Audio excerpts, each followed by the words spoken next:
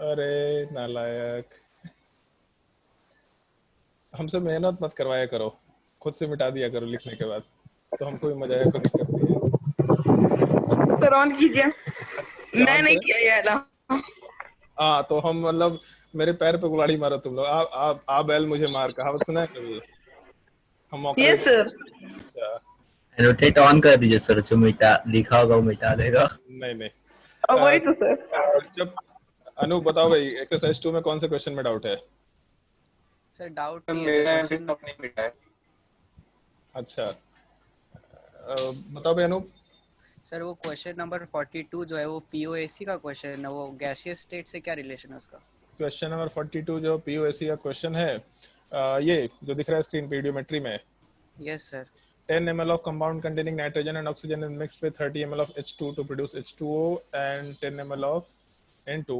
Molecular formula of the compound if both are reacted। हाँ तो ठीक है, उससे कोई दिक्कत नहीं है। जैसे एडियोमेट्री का मतलब ये नहीं होता है कि मोल कंसेप्ट नहीं है, वो मोल कंसेप्ट का ही सवाल है, स्टोइकियोमेट्री का ही सवाल है। जब भी किसी एक अननोन मिक्सचर के बारे में कुछ जानना चाहते हैं हम लोग, इस पूरे के पूरे कैलकुलेशन को हम लोग एडियोमेट्री के पार्ट में रखते हैं। तो जैसे नाइट्रोजन ऑक्सीजन का एक कंपाउंड है, तो एक मिक्सचर बन गया ना वहाँ पे, दोनों अननोन है, हमको नहीं मालूम क्या बन रहा है, तो इसीलिए उसको एडियोमेट्री के पार्ट में रखा गया है। हाँ ये है कि जैसे हम लोग कैसे एनालिसिस कर पाएंगे कि H2O इतना बना या फिर N2 इतना बना, कैसे एनालिसिस कर पाएंगे? तो उसका उपाय ये है कि हम लोग उसको किसी सॉल्यूशन में जाके एब्जॉर्ब करा देते हैं। जैसे वाटर तो हम लोग को मालूम पड़ जाएगा, वाटर को तो हम लोग मेजरमेंट कर सकते हैं बीकर में, तो उसका तो मालूम पड़ गया वॉल्यूम, तो कैलकुलेशन करना आसान हो जाएगा। तो इसीलिए है इडियोमेट्री का सवाल। और बाकी पीओएसी क्यों अप्लाई कर रहा है, ऐसे नहीं सॉल्व होगा क्या? सर वो एन एक्स ओ वाई करके सॉल्व किए हैं। हम एक छोटा सा सजेशन देंगे, ऑल्दो पीओएसी बहुत आसान तरीका है, बट उसको हैबिट में मत डालो। हम एक छोटा सा सजेशन देंगे, क्योंकि पीओएसी लिमिटिंग रीजन के केस में फेल कर जाता है। लिमिटिंग रेजेंट के केस में फेल कर जाता है, और है बहुत आसान, तो बहुत मजा आता है सॉल्व करने में। तो जब बहुत मजा आता है तो आदत आदमी खराब करता है, उसमें गलती के चांसेस हो सकते हैं। सीधा सीधा मोल मोल एनालिसिस अप्लाई करो, ठीक है? तुम आरसी मुखर्जी उठा के देखो, ऑलमोस्ट 50-60% क्वेश्चन स्टोइकियोमेट्रिक कैलकुलेशंस, क्या हमको लगता है 70-80% क्वेश्चन पीओएसी से सॉल्व किया हुआ है। बट उन क्वेश्चंस को फ्रेम उस सेंस में रखा गया, मतलब उन क्वेश्चन को फ्रेम उस सेंस में किया गया है, तो पीओएसी से काम चल जा रहा है। बट आदत मत डालो, क्योंकि एक तो मोल कंसेप्ट का सवाल आने वाला नहीं है, अगर आएगा इन केस तो लिमिटिंग रेजेंट का सवाल बाय डिफॉल्ट रहेगा। तो फिर ये पीओएसी क्यों अप्लाई करें? जैसे इसमें मान लो एक सवाल ऐसा होता, और इनफैक्ट इस सवाल में तो बिल्कुल अप्लाई नहीं करना चाहिए था भाई। जैसे तुम इसमें क्या अप्लाई किया कि नाइट्रोजन ऑक्सीजन दे रखा है ना, ठीक है?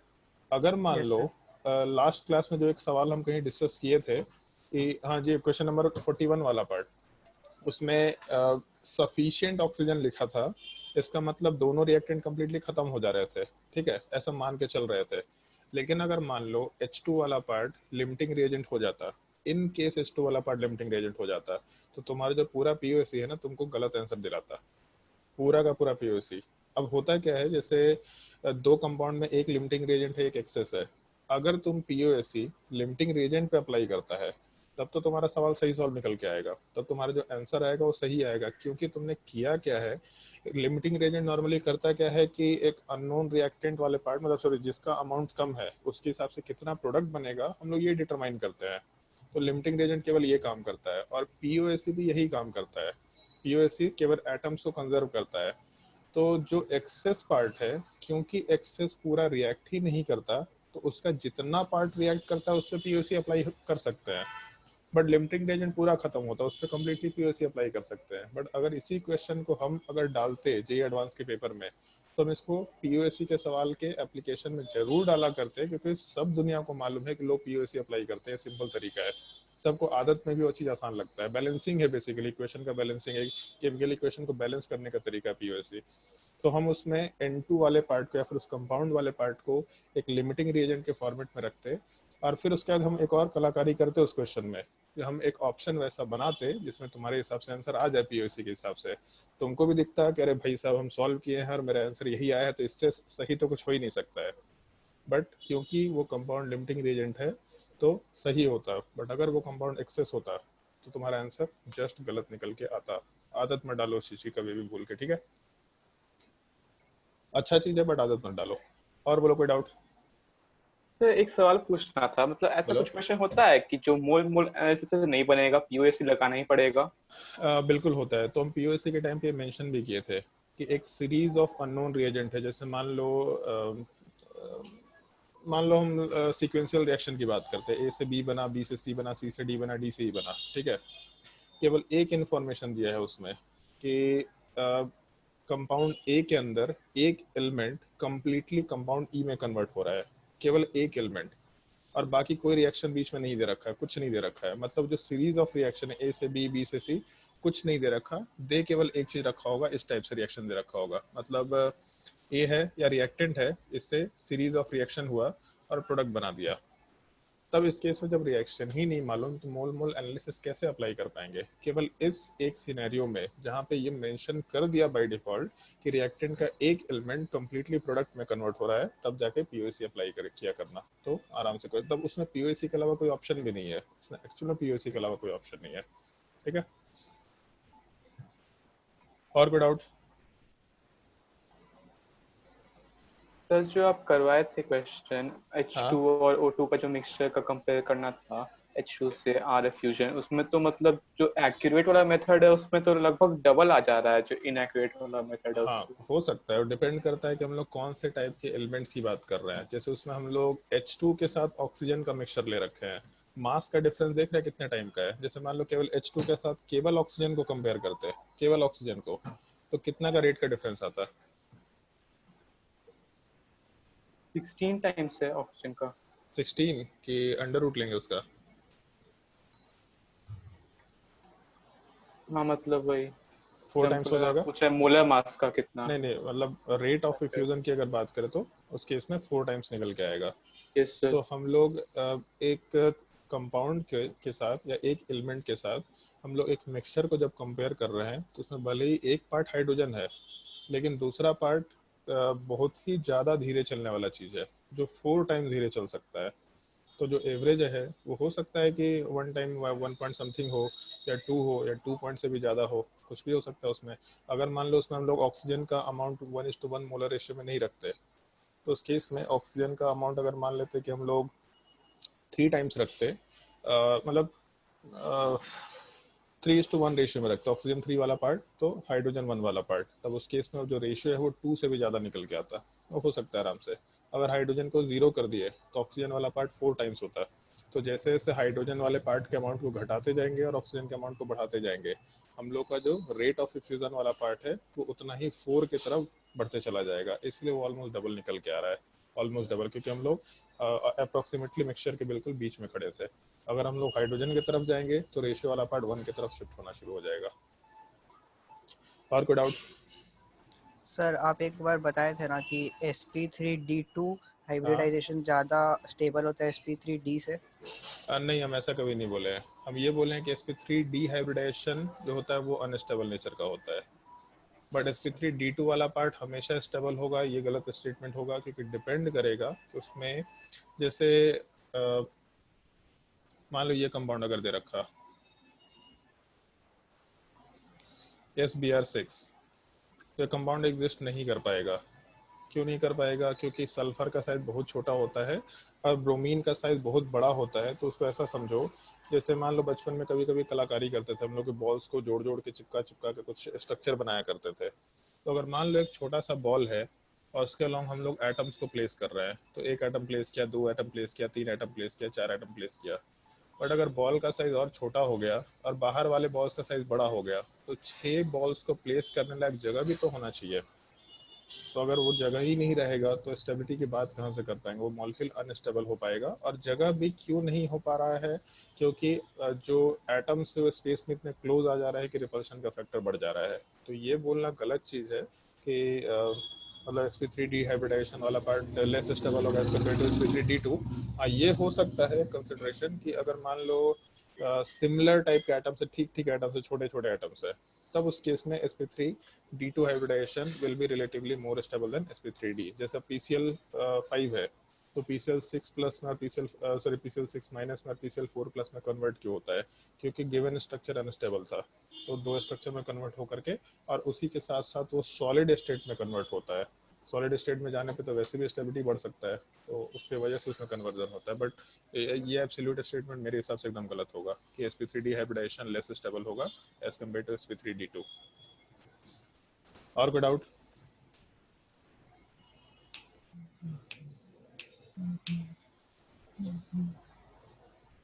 बताओ भाई, और कोई डाउट? अद्वैत तुम टेस्ट दिया था क्या जो अभी ये इंजीनियरिंग वालों का हुआ था? नहीं सर, कल दे दूंगा। मेडिकल वाला टेस्ट दे दिया था? हाँ ठीक है, उस दिन अरविंद से तो बात हो गया था। आदित्य आर्यन का भी नंबर ठीक है 174, अनूप का भी नंबर ठीक है 163, प्रियांश का भी नंबर ठीक है। एक बार टेस्ट दे देना ताकि हम फिर से एक बार मार्क्स देख लें। और पेपर कैसा लगा तुम लोग को, ओवरऑल कैसा लगा? बताओ भाई, पेपर कैसे? एक दो तीन क्वेश्चंस में करेक्शन है, एक मल्टीपल चॉइस क्वेश्चन है, उसमें एक ही ऑप्शन करेक्ट दे रखा है उसमें, तो उसको रिपोर्ट कर दिया है अनूप और अरविंद। दूसरा, न्यूमेरिकल में एक क्वेश्चन में लोन पेयर वाले में थोड़ा सा एरर है आंसर में, उसको हम करेक्शन करने के लिए हम भी बोल दिए हैं। और शायद एक किसी और क्वेश्चन में आंसर में चेंज था, 1, 2 एंड 3 ऑप्शन करेक्ट होगा। तो उसके अलावा पेपर कैसा लगा ओवरऑल, ये बताओ भाई। सर पीरियोडिक टेबल और क्वांटम नंबर्स का भी कुछ कुछ क्वेश्चन था। हाँ तो पीरियोडिक टेबल तो बाय डिफॉल्ट रहेगा यार उसमें। पीरियोडिक टेबल का क्या ही क्वेश्चन था उसमें वैसे? सर एक क्वांटम नंबर का था कि क्वांटम नंबर का छोड़ दो। छोड़ मत दो, क्वांटम नहीं, बहुत आसान था। क्वांटम नंबर का सवाल नहीं है वो। क्वांटम जो एनर्जी लेवल है, वो एनर्जी लेवल एक जनरलाइज केमिस्ट्री का सवाल है, जनरल इनऑर्गेनिक नहीं केमिस्ट्री का सर, एक सवाल है। एक था, एक से क्वांटम नंबर का भी था। भी था। अच्छा एफ क्या सवाल, सबसेल से रिलेटेड था क्वेश्चन क्या सवाल कि था, मुझे इसमें ध्यान कौन नहीं सा आया। Set of quantum numbers possible है। अरे तो हाँ क्यों सर, नहीं, वो क्यों बेसिक वाला जो क्यों था। नहीं डालेंगे?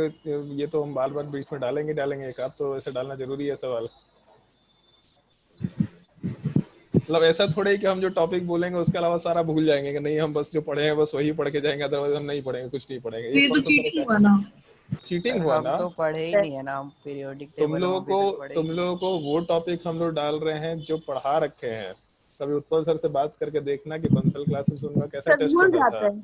खैर भूल जाता भरोसा है? नहीं, कम पढ़ा था पीरियोडिक टेबल नहीं थोड़ा सा। वही, लेकिन वो हम वो टॉपिक डाल रहे हैं जो सवाल में आ रखा है। उत्पल सर पता है क्या बोलते हैं कि वहाँ पे इनऑर्गेनिक केमिस्ट्री, ऑर्गेनिक भी नहीं, जो टॉपिक पढ़ाया जाने वाला है ना उसका सवाल डाल दिया जाता था। अब क्लास में जाने के बाद पता चला कि अगले वाले टॉपिक में पढ़ाई होगा, तो आदमी कहाँ से बनाएगा उस चीज को? तुम लोग का कम से कम ये एक्सपेरिमेंट नहीं आ रहा। ठीक है, तुम लोग को पढ़ाया हुआ चीज डाल रहे, एक दो सवाल तो बीच में रखेंगे यार।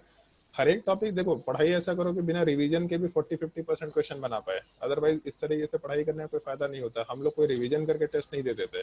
भूलना बाय डिफॉल्ट एक नेचर है आदमी का, हम भी कभी कभी भूल जाते हैं, दिमाग काम नहीं करता, कभी कभी हिट नहीं करता एक्चुअल में।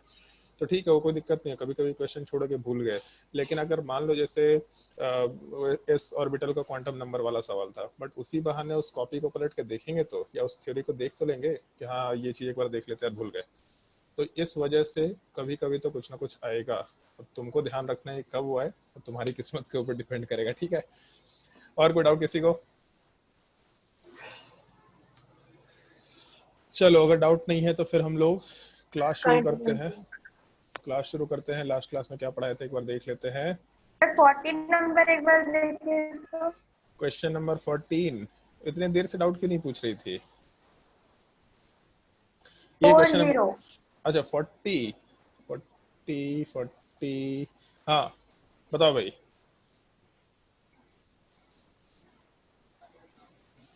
कभी ऐसा नहीं सुना है, ये पता है, ये शायद से क्लास 9th या 10th में भी ये चीज है। Vegetables are canned while they are steaming hot because। D होगा क्या? अच्छा एक इसमें चीज, हम तो वो डेंसिटी वाला सोच के बनाए। अच्छा इतना हाईफाई सोच लिया। अच्छा चलो ठीक है। और कोई कुछ सोचा? सर डी होगा। हाँ क्यों होगा डी? पढ़े, क्या? पढ़ चुके हैं चीज। हाँ क्यों होगा, रीजन क्या है इसके पीछे? मतलब ऐसा क्यों करते हैं? वैक्यूम क्रिएट करने से क्या होगा? ताकि रिएक्ट नहीं करेगा। वैक्यूम क्रिएट करने से बाहर के गैसेस के साथ उनका रिएक्शन नहीं हो पाता है, अंदर का भी गैस काफी कम हो जाता है एक्चुअल में। जैसे अगर हम लोग हीटिंग करके मान लो कि आइसोलेशन से बोल सकते हैं। क्या केमिकल आइसोलेशन टाइप का कुछ बोल सकते हैं आप। यार केमिकल आइसोलेशन तो हम लोग नाइट्रोजन भर के भी कर सकते हैं, लेकिन हर जगह नाइट्रोजन भरना भी सही चीज नहीं, क्योंकि सब्सटेंस भी नाइट्रोजन एब्जॉर्ब करता ही चिप्स करता में है। तो भरा होता है। हाँ तो ठीक है, वहाँ पे नाइट्रोजन गैस को एब्जॉर्ब करने की उतनी ज़्यादा टेंडेंसी नहीं होती, बट जो यहाँ लिखा है वेजिटेबल्स आर, तो वेजिटेबल्स मतलब प्योर सब्सटेंस एकदम, उसको अगर हम लोग सील कर रहे हैं तो थोड़ा प्रॉब्लम तो हो ही सकता है। उसको जब हीट करते हैं तो जैसे मान लो कि P V is equal to N R T, केवल इस चीज़ को कंसिडर करते हैं, तो जब टेम्परेचर हाई होगा तो उस केस में जैसे कैन का वॉल्यूम तो फिक्स्ड है, कैन का वॉल्यूम तो चेंज नहीं होने वाला, तो वॉल्यूम फिक्स्ड है और जितना गैस अंदर है वो भी नंबर ऑफ मोल्स फिक्स्ड है, मतलब अमाउंट फिक्स्ड है। तो प्रेशर और टेम्परेचर यही चीज रिलेटेड है, तो जब टाइम के साथ कूलिंग होगा मतलब टेम्परेचर घटेगा तो प्रेशर भी घटेगा, और अगर प्रेशर घटेगा तो उस केस में गैस थोड़ा सर ये वैक्यूम के जैसा होमवर्क काम दिए थे करेगा। क्या? शायद हम तो सारा होमवर्क दे रखे थे यहाँ तक का पूरा पूरा, बोले थे ये सेक्शन नहीं पूरा सर। कंप्लीट कर लेते। हाँ ये सेक्शन पूरा बोले थे बनाने को, शायद से हमको जहाँ तक ध्यान है। हम लोग को याद ही नहीं सर। 44 तक शायद हुए थे। हाँ सर हाँ दिए थे। 44 तक पूरा दिए थे, बहुत मार मारेंगे तुमको हम। सर 35 दिए थे, उसके बाद 41 दिए थे। नहीं, हम पूरा क्वेश्चन होमवर्क भी दिए थे। लास्ट क्लास में दिए थे वो, प्रियांश पिछले के तुम लोग पिछले का, क्लास का बोल हाँ रहा हाँ है। लास्ट क्लास में हम दिए थे ये चीज होमवर्क, और लास्ट में तुम लोग का नेटवर्क डिस्कनेक्ट हो गया था, तुम्हारा और आदित्य दोनों का डिस्कनेक्ट हो रहा था। यस सर, मेरा हो गया था डिस्कनेक्ट। अरे तो हो गया था तो रिकॉर्डिंग में तो देख लिया करना कि क्या होमवर्क दिया है, एकदम नलायक, क्या पूछ लिया अगर क्या होमवर्क दिया है। क्लास सबको खत्म। थोड़ी आया था कि होमवर्क मिला होगा तो यार मतलब देखिए। बहाना करने वालों को नहीं करने का एक बहाना चाहिए होता है, और अब तो ऑनलाइन क्लासेस में भर भर के बहाना मिल रखा है। सर ऐसा नहीं है, परसों का होमवर्क किया तो 2 दिन लगा के आए। चलो अच्छी बात है। और कोई डाउट किसी को? जल्दी बोलो, और कोई डाउट? चलो आज क्लास शुरू करते हैं। शायद से काइनेटिक थ्योरी ऑफ गैस पढ़ाना था ना, डाल्टन्स लॉ तो बता दिया था, ग्राहम्स लॉ वाला पार्ट बता दिया था। Yes sir. हाँ ठीक है, काइनेटिक थ्योरी ऑफ गैस वाले पार्ट के ऊपर डिस्कशन करते हैं। ऑल्दो वैसे जैसे तुम्हारा जो ये है क्या बोलते हैं, जो तुम्हारे बुकलेट में थ्योरी दे रखा है, हम सजेशन देंगे एक बार रीड करके देखना। वैसे केमिस्ट्री में वो पर्सपेक्टिव काम का नहीं है, डाल्टन्स लॉ ये क्या बोलते हैं हम लोग काइनेटिक थ्योरी ऑफ गैस वाले पार्ट का, क्योंकि फिजिक्स में जब तुम लोग थर्मोडायनेमिक्स पढ़ेगा तो फिजिक्स के थर्मोडायनेमिक्स में काइनेटिक थ्योरी ऑफ गैस एक सिंगल यूनिट दे रखा है, तो उसी चीज को यहाँ पे हम लोग डलवा रखे हैं ताकि एटलीस्ट तुम लोग को मालूम पड़ जाए कि हम लोग थियोरेटिकली किस तरीके से बात कर सकते हैं। इंटरेस्टिंग थ्योरी है, पढ़ के देखना मजा आएगा कि हम लोग गैस में प्रेशर इस तरीके से क्यों लेते हैं, या फिर हम लोग अगर ऐसा प्रेशर लेंगे तो कोलिजन होने की वजह से कैसे हम लोग प्रेशर कैलकुलेट कर सकते हैं, एक बार पढ़ के देखना।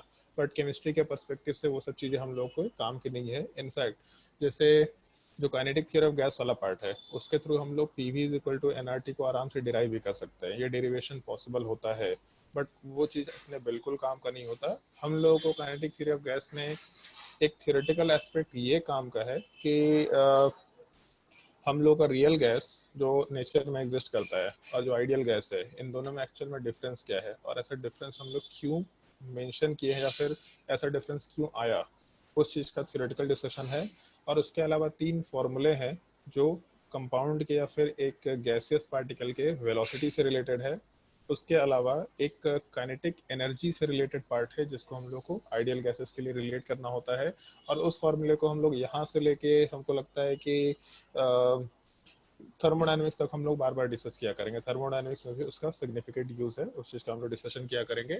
और उसके अलावा फिर हम लोग नॉर्मली ये चीज़ सोचेंगे मतलब उसमें फॉर्मूले में कि उस फॉर्मूले को हम लोग और किन किन फॉर्मेट्स में डाल सकते हैं, ताकि वो जैसे ही बेसिक डिस्कशन करें हम लोग कि आइडियल गैस में क्या होता है, तो जब उन बेसिक डिस्कशन को ख़त्म करें तो हम लोग रियल गैस में क्या क्या वेरिएशंस थे, और उन वेरिएशंस की वजह से उसी ideal gas equation P V is equal to N R T, उस आइडियल गैस में हम लोग क्या क्या मॉडिफिकेशन ऐड अप कर सकते हैं, मतलब क्या क्या चीज़ें उसमें ऐड कर सकते हैं।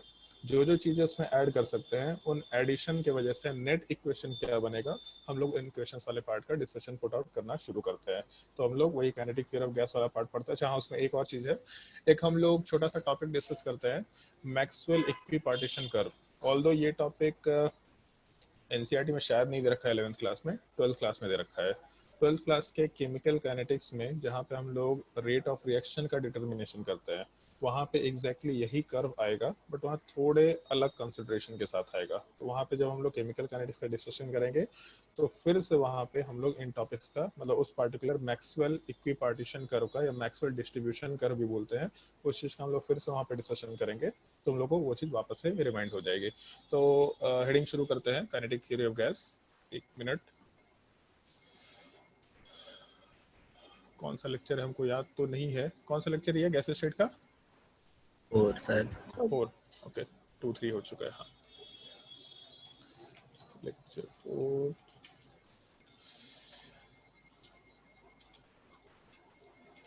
चलो ध्यान दो, जैसे जब हम लोग काइनेटिक थ्योरी ऑफ गैस की बात करते हैं तो डेफिनेटली काइनेटिक्स वाले पार्ट का मतलब अब तक मालूम पड़ चुका है तुम लोगों को। स्पीड से रिलेशन हम लोग रखने की कोशिश कर रहे हैं। तो काइनेटिक थ्योरी ऑफ गैस तो गैस के वेलोसिटी या स्पीड, इन सब चीज़ों से हम लोग कुछ रिलेशन रखने की कोशिश कर रहे हैं। तो नॉर्मली जैसे सबसे शुरुआत में ये डिस्कशन होता है काइनेटिक थ्योरी ऑफ गैस में, कुछ हम लोग आइडियल गैसेस के रिगार्डिंग कुछ पोस्टुलेट्स मान के काम कर रहे हैं। जैसे हम लोग बार बार ये टर्म क्यों यूज़ कर रहे हैं, आइडियल गैस या ideal gas equation PV = nRT, हम लोग बार बार ये डिस्कशन क्यों कर रहे हैं? तो डिस्कशंस हम लोग इसलिए पुट आउट कर रहे हैं क्योंकि हम लोग उन डिस्कशंस में जैसे एक रियल गैस जो है वो थोड़ा वेरिएबल टाइप का बिहेवियर शो करेगा। मतलब एक गैस दूसरा गैस दोनों अलग अलग टाइप के बिहेवियर शो करेंगे, क्योंकि हम लोग जैसे केमिकल बॉन्डिंग में डिस्कशन किए, कुछ मॉलिक्यूल हाइड्रोजन बॉन्डिंग कर सकते हैं, कुछ मॉलिक्यूल कोवेलेंट बॉन्डिंग कर सकते हैं जिसमें डबल बॉन्ड बना सकते हैं, ट्रिपल बॉन्ड बना सकते हैं, पोलर हो सकते हैं, नॉन पोलर हो सकते हैं। 5-6 तरह के तो अपने फोर्सेस हैं, लंदन फोर्सेस या फिर डाइपोल इंड्यूस डाइपोल फोर्सेस या फिर ये क्या बोलते हैं dipole interaction, ion dipole interaction. तो इस तरह का जब इंटरेक्शंस हैं रियल नेचर में जो एग्जिस्ट करता है, तो इसका मतलब डाइपोल मोमेंट भी सारे कंपाउंड्स का अलग अलग होता है। तो अगर हम लोग रियल गैस के लिए कैलकुलेशन करना शुरू करेंगे तो हर एक गैस रियल गैस है, हर एक गैस का अंदर जो भी एक सिंगल प्रॉपर्टी भी है वो भी बिल्कुल यूनिक टाइप का है। तो प्रॉब्लम इस चीज़ का आएगा कि एक वैल्यू पे उसको पुटअप करना मुश्किल हो जाएगा। तो इन सब प्रॉब्लम की वजह से ही शायद ऐसा है कि काइनेटिक थ्योरी ऑफ गैस वाले पार्ट को डिफाइन किया गया है कि सबको हम लोग एक ही सिस्टम में पुट आउट करें और उसके बाद फिर हम लोग कुछ उसमें मॉडिफिकेशन करके क्या क्या वेरिएशन हो सकता है उन वेरिएशंस को उसमें इंट्रोड्यूस करने की कोशिश करें। तो जो आइडियल गैस है वो आइडियल गैस का क्या क्या कंसिडरेशन है, मतलब एक रियल एक्चुअल में तो नेचर में रियल गैस एग्जिस्ट करता है, तो एक रियल गैस वाले पार्ट के जगह हम लोग उसको आइडियल शो करें, आइडियली ऐसा होता है, तो हम लोग क्या क्या कंसिडरेशंस लेके चलेंगे जिसमें गैस को हम लोग आइडियल बिहेवियर का मानते हुए चलेंगे। उसमें सबसे पहला कंसिडरेशन, ऑल्दो हम लोग शायद ये चीज़ पहले भी डिस्कस कर चुके हैं, एक गैस को हम लोग पॉइंट मास कंसिडर करके चलते हैं और इसी वजह से एक कंटेनर के वॉल्यूम के हिसाब से हम लोग गैस का वॉल्यूम डिसाइड करते हैं। मतलब कंटेनर के अंदर कोई भी अगर वॉल्यूम है तो उस कंटेनर के वॉल्यूम को ही हम लोग गैस का वॉल्यूम बोल दिया करते हैं, क्योंकि मतलब कोई स्पेस है ही नहीं अपने गैस का खुद भी। गैस को हम लोग एक पॉइंट मास लेके चल रहे हैं, जैसे हम लोग फोर्स में करते हैं न्यूटन्स लॉ ऑफ मोशन में कि हम लोग एक पॉइंट ऑफ एप्लीकेशन रखते हैं, उसी टाइप से यहाँ पे हम लोग पॉइंट मास को यूज़ करते हुए चल रहे हैं। तो सबसे पहला चीज़ कि गैस का अपना कोई वॉल्यूम नहीं होता, एक पॉइंट मास होता है, तो यहाँ पे लिख सकते हैं नो वॉल्यूम, सबसे पहला चीज़। दूसरा पार्ट ये कंसिडर किया जाता है कि जो भी गैसेस सिस्टम होगा उन सारे के सारे गैसेस सिस्टम में ना कोई भी टाइप का इंटरमॉलिकुलर फोर्स ऑफ अट्रैक्शन नहीं होगा। ऑल्दो क्लास 9th में तुम लोगों ने ये चीज़ पढ़ा है, पार्टिकल्स के कैरेक्टरिस्टिक में शायद से पढ़ा था ना कि पार्टिकल्स के क्या क्या कैरेक्टरिस्टिक होते हैं। अभी ज्योत्सना बताओ, पहले चैप्टर में था शायद से, ज्योत्सना यस सर। क्या क्या पढ़ा था उधर पार्टिकल के कैरेक्टरिस्टिक्स में?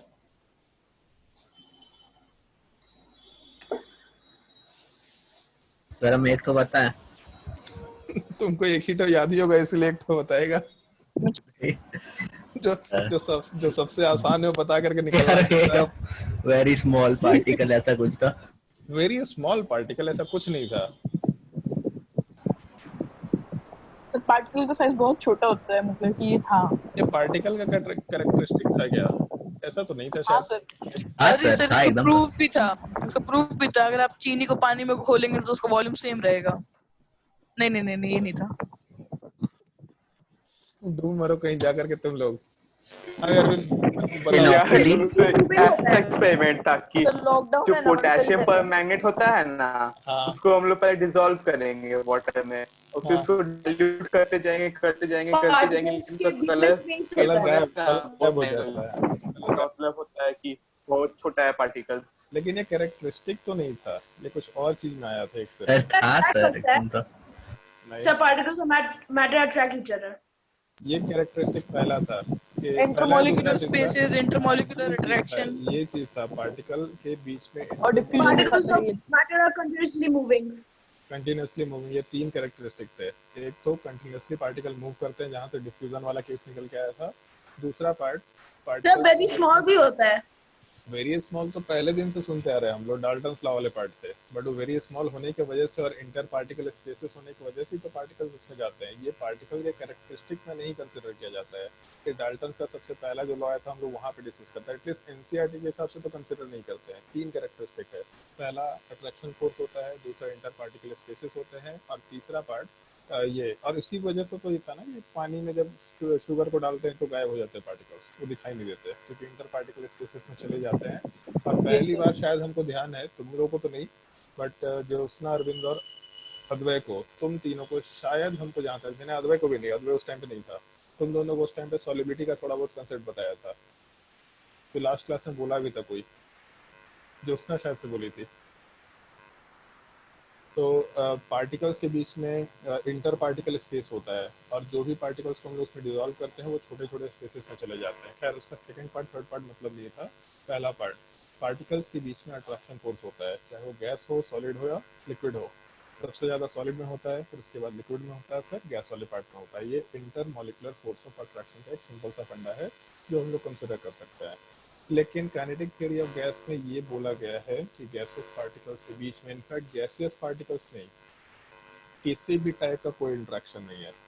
किसी भी टाइप का कोई इंट्रैक्शन नहीं होने का मतलब है कि ना ही गैस गैस इंट्रैक्शन होगा, मतलब गैस के पार्टिकल्स इनके बीच में कोई इंट्रैक्शन नहीं निकल के आएगा, पहला चीज। उसके अलावा गैस वॉल के बीच में कोई इंट्रैक्शन निकल के नहीं आएगा। तीसरा, वॉल के बीच में कोई इंट्रैक्शन निकल के नहीं आएगा, ऐसा बोल सकते हैं। वैसे इस चीज़ का ध्यान रखना, वॉल को कोई इंट्रैक्शन हो भी नहीं सकता है, दीवार का कोई इंट्रैक्शन हम लोग मान करके नहीं चल रहे हैं। हम लोग उन पार्टिकल्स के बीच में इंट्रैक्शन कंसिडर करके चल रहे हैं जिनके बीच में हम लोग कोलिजन करा सकते हैं। कोलिजन कराने का मतलब जैसे वॉल का कोई कोलिजन नहीं करा रहे, तो अगर कोलिजन नहीं करा सकते तो इनके इंट्रैक्शन से कोई मतलब नहीं है। भैया वॉल का मतलब कंटेनर का वॉल है क्या? हाँ, तो ऑब्वियस सी बात है। तो वॉल और किस चीज़ का होगा? अच्छा, तुम गैसियस पार्टिकल के वॉल की बात कर रहे हैं? नहीं, वो नहीं। वॉल का मतलब कंटेनर का वॉल, ठीक है। तो इस केस में एक कंटेनर के अंदर अगर कोई भी पार्टिकल है तो इस केस में इस सर आपका बस धीरे है। मेरा वो धीरे है। बहुत ज्यादा। अरे यार, धीरे नहीं है।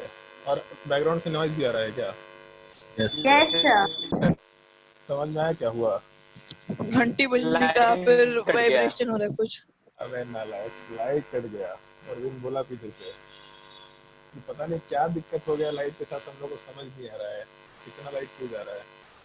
इसका क्या उपाय करें हम लोग? उस दिन कुछ उपाय किया था ना। तो लाइट सर रूटर लेने का क्या फायदा? अरे वही हम लोग को नहीं समझ आ रहा कि लाइट कट क्यों जा रहा है, और मतलब लाइट कटने से ऐसा प्रॉब्लम क्या आ रहा है हम लोग को नहीं समझ। एक सेकंड रुक जाओ, थोड़ा 1 सेकंड रुक जाओ, इसको उपाय करते हैं। अब पहले तो 1 मिनट।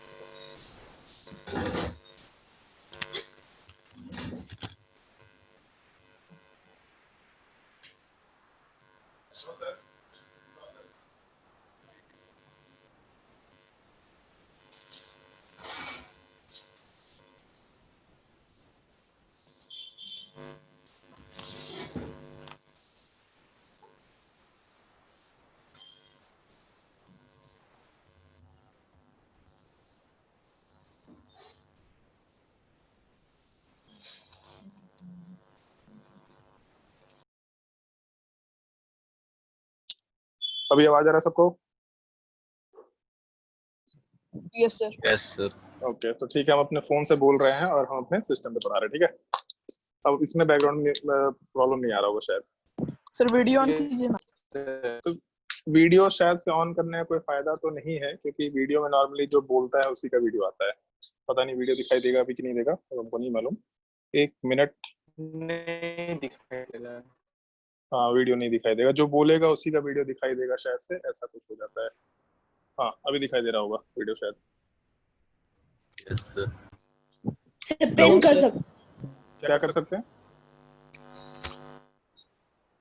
चलो ओके। हाँ भाई, तो जैसे उसमें हम लोग ये कंसिडर करके चल रहे हैं बेसिकली कि जैसे गैस और गैस का इंटरेक्शन है, तो कोई भी दो गैसियस पार्टिकल्स अगर है तो इन दोनों के बीच में कुछ ना कुछ फोर्स ऑफ अट्रैक्शन होगा। बचपन से पढ़ते आ रहे हैं हम लोग, कुछ ना कुछ फोर्स ऑफ अट्रैक्शन रहेगा ही रहेगा, ठीक है।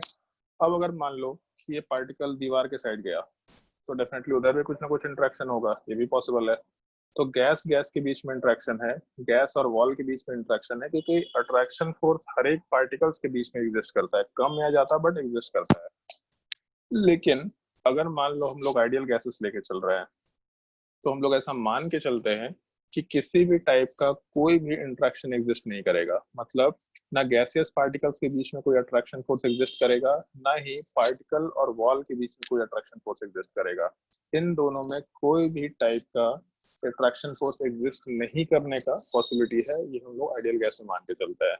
और एक्चुअल में यही दो चीजें, जैसे कोई भी पार्टिकल हम लोग जस्ट पीरियोडिक टेबल पढ़े हैं और उसमें यही तो डिस्कशन किए कि रेडियस कंपेयर करो।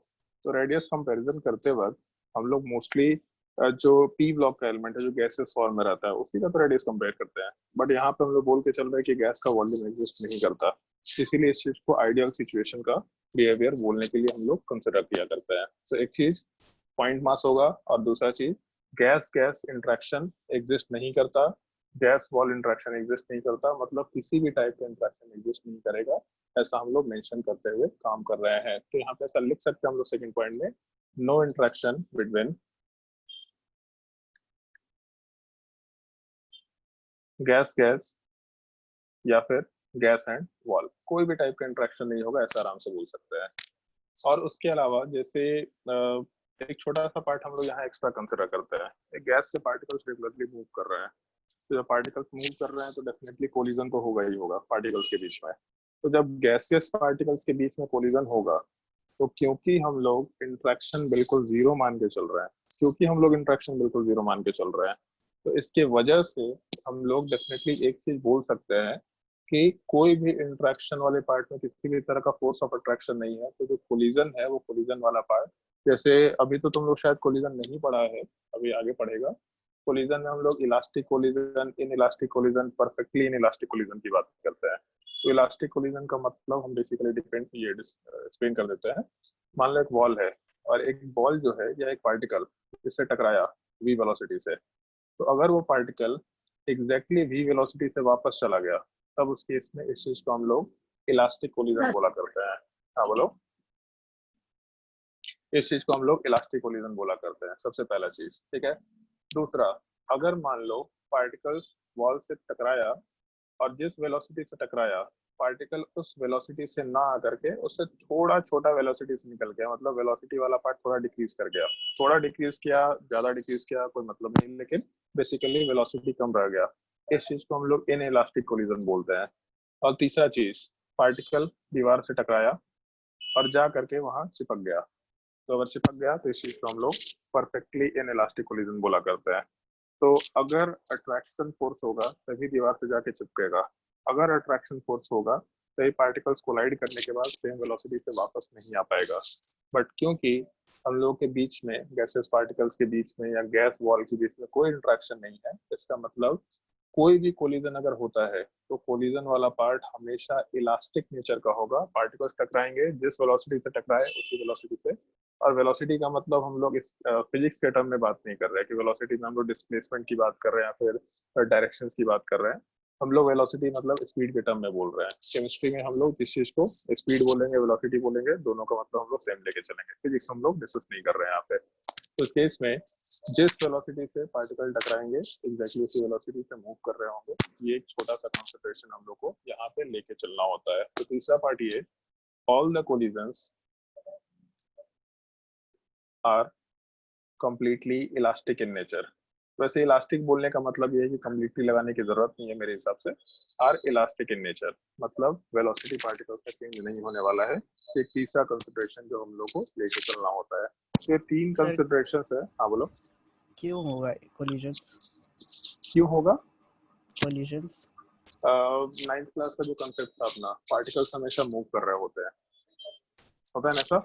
सर लेकिन अगर कोई इंटरेक्शन ही नहीं हो रहा है, कोई फोर्सेस ही काम नहीं कर रहा है, तो फिर तब न्यूटन का सेकंड लॉ से कुछ मूवमेंट नहीं ना होना चाहिए? न्यूटन का सेकंड लॉ क्या बोलता है, ये बताओ। मतलब कि अगर नेट एक्सटर्नल फोर्स 0 है तो रेस्ट पे रहेगा बॉडी। नेक्स्ट एक्सटर्नल फोर्स 0 है तो रेस्ट पे रहेगा बॉडी, रेस्ट पे रहेगा बॉडी, पक्का? यही यूनिफॉर्म सीखा है वेलोसिटी तुमने में स्लो नहीं मोशन में। हाँ मतलब अगर अब मोशन में तो मोशन में रहेगा, रेस्ट में तो रेस्ट में रहेगा। First law equation of inertia भी बोलते हैं ना इस चीज को। फर्स्ट तो लॉ अगर है। अरे हमको नहीं मालूम फर्स्ट लॉ है कि सेकंड लॉ है, हमको तो लॉ फर्स्ट से ही मतलब था है। ये। अरे हाँ ठीक है, हमको बस थर्ड वाला लॉ पता है, every action has an equal and opposite वो दुनिया रिएक्शन। में सबको पता है, मेरे को फोर्थ क्लास से पता था, मूवी देखा था एक, उसमें आया था। सेकंड तुमको पता तो था। ठीक है, उस चीज में मत जाओ। तो जैसे मान लो पार्टिकल जो है वो मोशन में है, गैसेस पार्टिकल है, फ्री है मोशन के लिए, तो जब मोशन करेगा तो चांसेस नहीं है कोलिजन के। बताओ ये नूप, सर वही तो नहीं समझ में आ रहा, क्यों करेगा मोशन? क्यों बैठे करेगा रहो अपना मोशन? तो घर में रहो अपना, क्यों जाएगा बाहर को? अरे तो यही तो पार्टिकल का सबसे इनहेरेंट बिहेवियर है। अगर मान लो पार्टिकल किसी भी टेम्परेचर पे है, ठीक है, तो टेम्परेचर पे होने से उसमें एनर्जी होता ही होता है, पार्टिकल्स हमेशा मूव करेंगे उसमें। सॉलिड के पार्टिकल रेस्ट में होते हैं क्या कि मूव करते हैं? बताओ। पता नहीं सर। अरे 9th क्लास में ढंग से पढ़ा होता। 9th क्लास में एक एग्जांपल होता है कि अगर हम लोग चौक बोर्ड पे चौक से लिखते हैं और उसको 2-3 दिन छोड़ने के बाद मिटाते हैं डिफ्यूज तो कर जाता है। तो पार्टिकल डिफ्यूज जो हो वहाँ जाता है। दिखाई देते हैं, क्योंकि पार्टिकल डिफ्यूज कर जाते हैं। चौक सॉलिड है बट फिर भी पार्टिकल डिफ्यूज करते हैं। ये पार्टिकल का इनहेरेंट बिहेवियर है कि पार्टिकल्स मूव करेगा, क्योंकि किसी भी टेम्परेचर पे हो सकता है, एब्सोल्यूट जीरो टेम्परेचर पे कुछ ना हो। एब्सोल्यूट जीरो टेम्परेचर मतलब एब्सोल्यूट केल्विन, 0 केल्विन की बात कर रहे हैं। ये तो रियल लेकिन केस ले रहे हैं, हम तो आइडियल केस ले रहे हैं ना। हाँ, तो आइडियल केस में भी पार्टिकल्स के अंदर एनर्जी तो होगा, क्योंकि पार्टिकल्स टेम्परेचर से सराउंडिंग में टेम्परेचर है, तो टेम्परेचर अगर है तो एनर्जी तो एब्जॉर्ब करने की टेंडेंसी होगी ही होगी, क्योंकि हमेशा हायर एनर्जी से लोअर एनर्जी की तरफ एनर्जी फ्लो करेगा ही करेगा। तो अगर सराउंडिंग में हायर टेम्परेचर है तो पार्टिकल्स कुछ ना कुछ एनर्जी एब्जॉर्ब करेगा, और अगर एनर्जी एब्जॉर्ब किया तो पार्टिकल्स मूव करना शुरू करता है। जैसे मान लो पानी है, ठीक है, पानी को ऐसे ही छोड़ दिया, इवापोरेशन क्यों हो रहा है, क्या रीजन है? और ये भी चीज 9th में पढ़ा था कि इवापोरेशन जो उसके लिए बॉइलिंग पॉइंट पे जाने की जरूरत नहीं है, इवापोरेशन किसी भी सर टेम्परेचर पे 9th होता है। क्लास नहीं पढ़े उसको हैं। खाली ये चाहिए होता है, लेटेंट हीट ऑफ वेपराइजेशन। अभी एक चीज बता रहा था, अनूप का पता है कितना परसेंटेज आया 10th क्लास में? 98 पॉइंट कितना है भाई? 98.6 या 8? अच्छा हाँ, मैं लिस्ट में देखा था भैया, पेंटिकोस्टल में है 98.6। क्या? हाँ पेंटिकोस्टल में है ना? हाँ।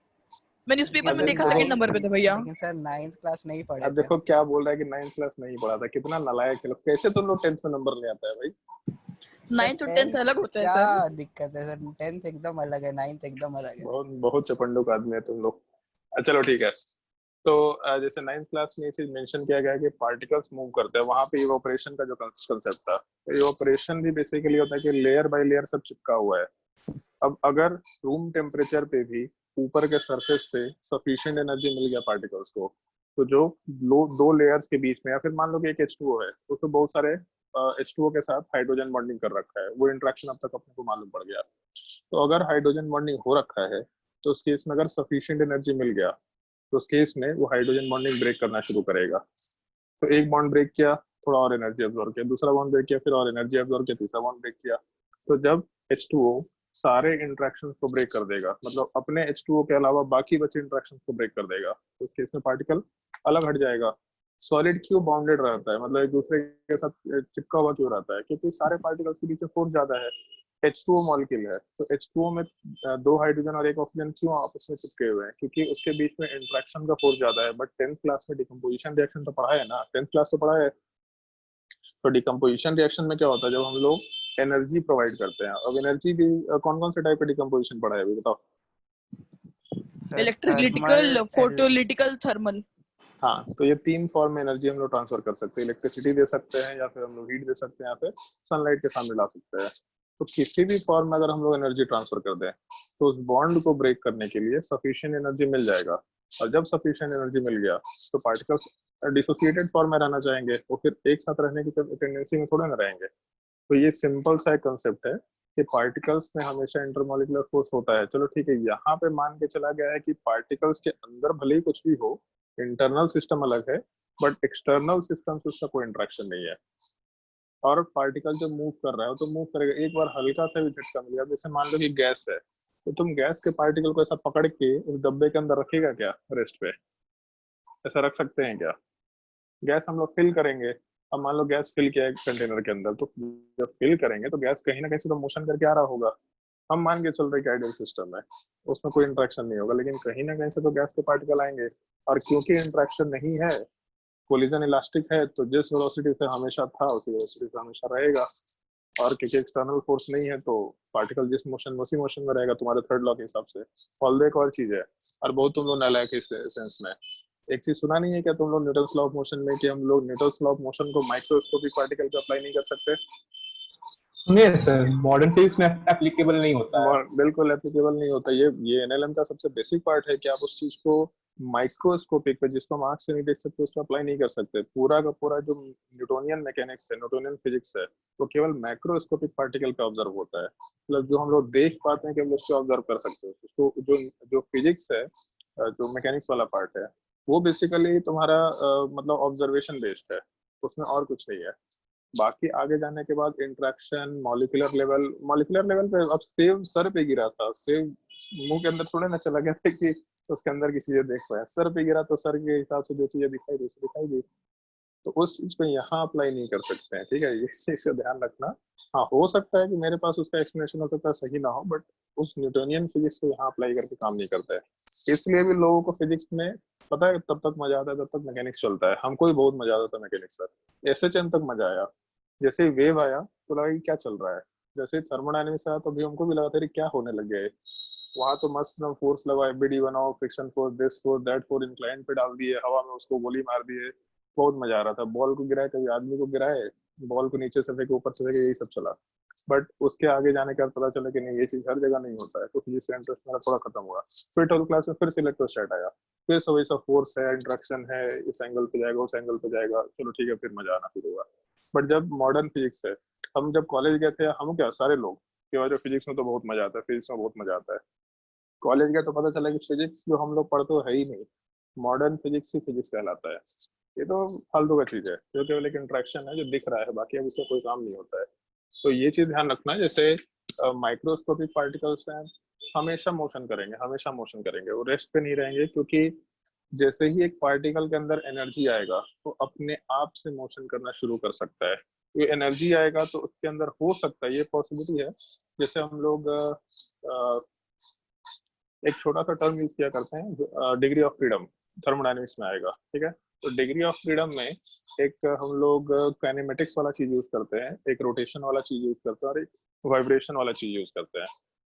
तो ऐसा उसमें एक पॉइंट बोला जाता है कि वाइब्रेशनल डिग्री ऑफ फ्रीडम बहुत हाई टेम्परेचर पर एक्टिवेट होगा। मतलब अगर बहुत हाई टेम्परेचर हुआ तब जाके ही वो वाइब्रेशनल डिग्री ऑफ फ्रीडम उस मॉलिक्यूल के अंदर एक्टिवेट होगा। तो अगर मान लो कि एक पार्टिकल ऐसे ही पड़ा हुआ है, मान लेते एक पार्टिकल ऐसे ही पड़ा हुआ है, अब उसको बहुत हाई टेम्परेचर मिल गया कहीं से, बहुत हाई टेम्परेचर मिल गया कहीं से, तो पार्टिकल के अंदर वाइब्रेशन होना शुरू होगा। क्यों ऐसा वाइब्रेशन होता है, इसका मेरे पास शायद कोई जवाब नहीं है, तो होता है वाइब्रेशन।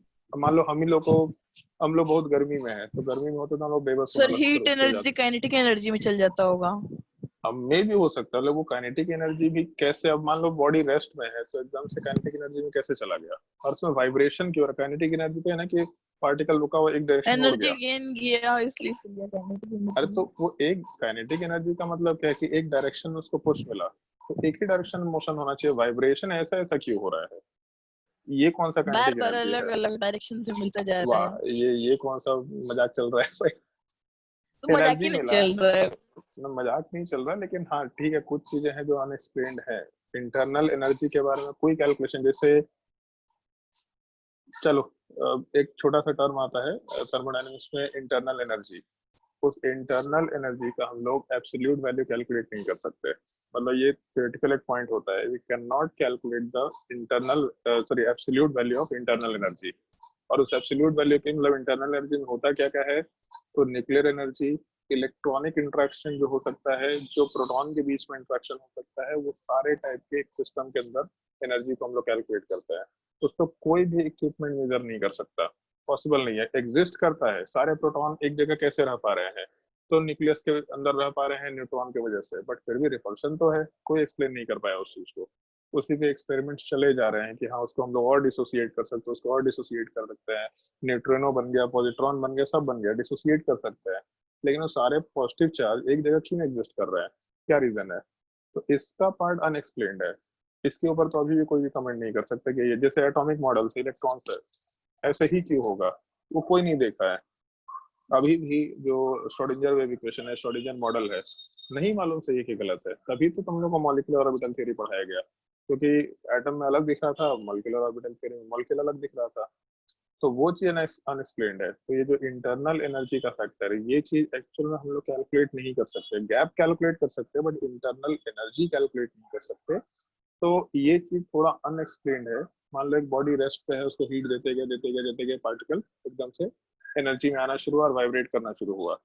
अब वो वाइब्रेशन कैसे जनरेट हुआ नहीं मालूम, हो सकता है किसी भी रीजन से जनरेट होता होगा, बट अगर वाइब्रेशन जनरेट हुआ तो डेफिनेटली उस पार्टिकल में मोशन निकल के आया। और एक बार हम लोग अगर आइडियल सिचुएशन मान के चल रहे हैं तो एक बार पार्टिकल में मोशन आ गया तो मान के चल रहे हैं कि क्योंकि कोई इंट्रैक्शन है ही नहीं, तो जो मोशन है वैसे वैसे एग्जिस्ट कर रहा होगा। तो हर एक पार्टिकल में कुछ ना कुछ एनर्जी है, तो पार्टिकल्स को हम लोग रेस्ट पे तो डाल नहीं सकते क्योंकि हम लोग फोर्स लगा नहीं पा रहे, कोई इंट्रैक्शन कर नहीं पा रहे। तो पार्टिकल एक बार मोशन में ही है हमेशा से, और उसको हम लोग एक कंटेनर से दूसरे कंटेनर में ट्रांसफर किए तो अभी भी मोशन में ही है, तो रेस्ट पे कभी आया ही नहीं था। और क्योंकि हम लोग इंट्रैक्शन नहीं कर पा रहे तो उसको रेस्ट पे ला भी नहीं पा रहे हैं। एक लॉजिक बोला जा सकता है उसमें। आपको समझ में आया लोग? हाँ सर। नहीं दिया अब मेरे को समझ में नहीं आया आप क्या बोले लास्ट में। चलो ठीक है, कोई नहीं, छोड़ सकते हैं, रट सकते हैं इस चीज को ऑल द। और वैसे यहाँ पे टर्म वापस से मेंशन कर रहे हैं, ये बोर्स मॉडल में मेंशन किया था, पोस्टुलेट वर्ड यूज किया गया यहाँ पे, postulates of kinetic theory of gas. Postulate का मतलब एक्सप्लेन किया था तुम लोगों को कि ऐसी चीजें हैं जिसमें बहुत सारी चीजें एक अजम्पशन के जैसे माना गया है। वो सही है कि गलत है किसी को नहीं मालूम, बट एक अजम्पशन है एक थ्योरेटिकल कैलकुलेशन के लिए, ठीक है। तो इस केस में जैसे all the collisions are elastic, तो अगर इलास्टिक कोलिजन है इसका मतलब वेलोसिटी जैसा पार्टिकल का है एग्जैक्टली वैसे का वैसे ही रहेगा जैसा हम लोग बोलते हुए काम कर रहे हैं। अब जैसे मान लो ये 3-4 कंसिडरेशंस होते हैं अपने जो हम लोग लेकर के चल रहे थे पे, मतलब आइडियल गैस के लिए चीज लेकर के चल रहे थे। तो सबको मालूम है कि रियल गैस में ऐसा नहीं हो सकता, पॉइंट मास कभी भी नहीं हो सकता, वॉल्यूम होगा। दूसरा, गैस के बीच में इंटरेक्शन होगा ही होगा। और तीसरा, गैसेस के पार्टिकल्स में इलास्टिक बिहेवियर तो रहेगा ही रहेगा, क्योंकि कोलिजन्स अगर हो रहा है तो इलास्टिक नेचर आना ही आना है। तो उसमें पार्टिकल्स टकरा रहे हैं, अट्रैक्शन फोर्स है, तो डेफिनेटली इलास्टिक बिहेवियर आना ही आना है। तो इन तीनों पॉइंट्स का एक थ्योरेटिकल कंसेप्ट है जिसको हम लोग को थोड़ा बस पॉइंट्स को ध्यान रखना होगा।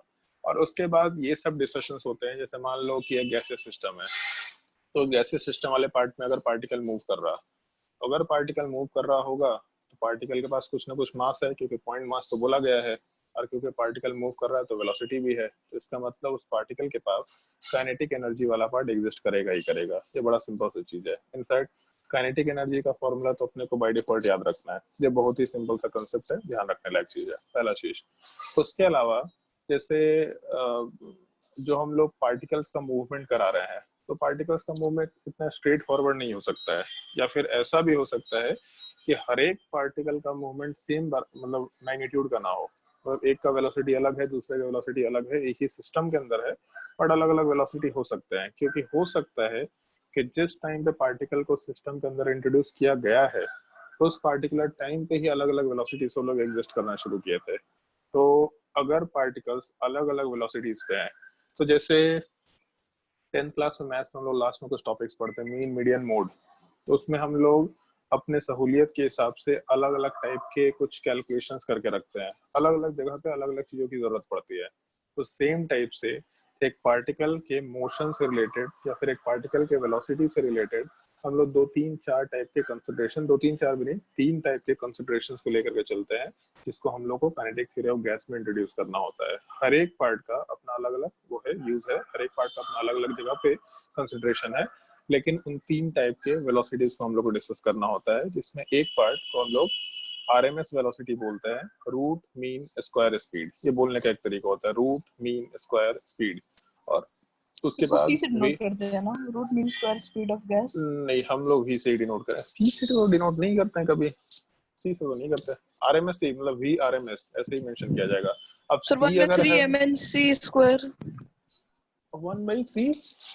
MNC स्क्वायर करके कुछ अरे था। वो तो कैलकुलेशन के टाइम पर अलग तरीके से आता है, अभी उसमें दिमाग मत लगा, ठीक है। वो कैलकुलेशन में जब हम लोग उसको पुट अप करने की कोशिश करते हैं, उसको प्रेशर से रिलेट करने की कोशिश करते हैं, तब इस तरह का कंसंट्रेशन आता है। पहला चीज VRMS, दूसरा V एवरेज, मतलब एवरेज वेलोसिटी क्या होगा। जैसे अगर मान लो अलग अलग पार्टिकल्स हैं और अलग अलग स्पीड पे एग्जिस्ट कर रहे हैं, तो डेफिनेटली कुछ ना कुछ एवरेज स्पीड निकल के आएगा। और तीसरा एक पार्ट है जिसको हम लोग MPS बोलते हैं, मोस्ट प्रोबेबल स्पीड।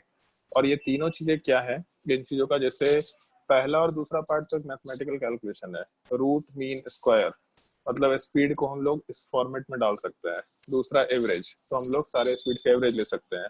बट तीसरा जो पार्ट है MPS, इसका मतलब क्या है, बस ये एक्सप्लेन करेंगे तो समझ में आएगा। द मोस्ट प्रोबेबल स्पीड, तो मोस्ट प्रोबेबल स्पीड का क्या मतलब है, तो डेफिनेटली एक सिंपल सा मतलब है कि हम लोग जब भी कभी किसी गैस को पकड़ेंगे, तो उस गैस में ज्यादा चांसेस क्या है, जैसे प्रोबेबिलिटी क्या है कि एक सर्टेन टाइप का वेलोसिटी आएगा अपने पास, उस चीज को हम लोग मोस्ट प्रोबेबल स्पीड बोलना शुरू करते हैं। तो ये एक छोटा सा कंसिडरेशन है, 3 फॉर्मूले जो हम लोग को यूज करना होता है, और जो काइनेटिक एनर्जी है इसका फॉर्मूला हम लोग को यूज करना होता है। और उन फॉर्मूले के ऊपर जब अभी सवाल दिखाएंगे तो मालूम पड़ जाएगा कि इससे हल्का टॉपिक हमको जिंदगी में कहीं नहीं मिलने वाला है। और सवाल इससे बाय डिफॉल्ट नॉर्मली आता ही आता है, हर बार आता है, हर 2 साल 3 साल में एक बार सवाल आता है। मेडिकल में तो बाय डिफॉल्ट फिक्स्ड है कि इस तरह का सवाल 2 साल में एक बार पूछेगा ही पूछेगा। तो 3 फॉर्मूले प्लस काइनेटिक एनर्जी का एक फॉर्मूला, ये हम लोग को डिस्कस करना होगा, जिसमें सबसे पहला पार्ट होगा काइनेटिक एनर्जी वाले पार्ट में। इस चीज को हम लोग 3/2 RT से रिप्रेजेंट कर सकते हैं, ठीक है। एक ये फॉर्मूला जिसमें हम लोगों के मास का वेलोसिटी का कोई रिलेशन नहीं है, मतलब पूरा का पूरा सिस्टम का काइनेटिक एनर्जी केवल टेम्परेचर के ऊपर डिपेंड करेगा। और 3/2 कहाँ से आया है, इसके लिए थर्मोडायनेमिक्स का वेट कर सकते हैं। थर्मोडायनेमिक्स से तुमको 3/2 का फैक्टर समझ में आ जाएगा, बट अभी के लिए इसको याद रखना है तुमको 3/2। इनफैक्ट सर ये एक मोल फिजिक्स, के है ना? हाँ अभी आएंगे उस चीज पे आएंगे, ठीक है। तो जब फिजिक्स में काइनेटिक थ्योरी ऑफ गैस आएगा तो उसमें तुमको मालूम पड़ेगा, मतलब वहाँ पे प्रॉपर टॉपिक का डिस्कशन होगा इन सब चीजों का, 3/2 RT कैसे आया। और इस केस में हम लोग छोटा सा पार्ट करते हैं, जैसे कभी कभी हम लोग, जैसे ये जो पूरा कैलकुलेशन किए, इसमें हम लोग पूरा का पूरा आंसर पर मोल के लिए रखते हैं, मतलब एक मोल के लिए टोटल काइनेटिक एनर्जी कितने के बराबर होगा, तो इस केस में 3/2 RT के बराबर।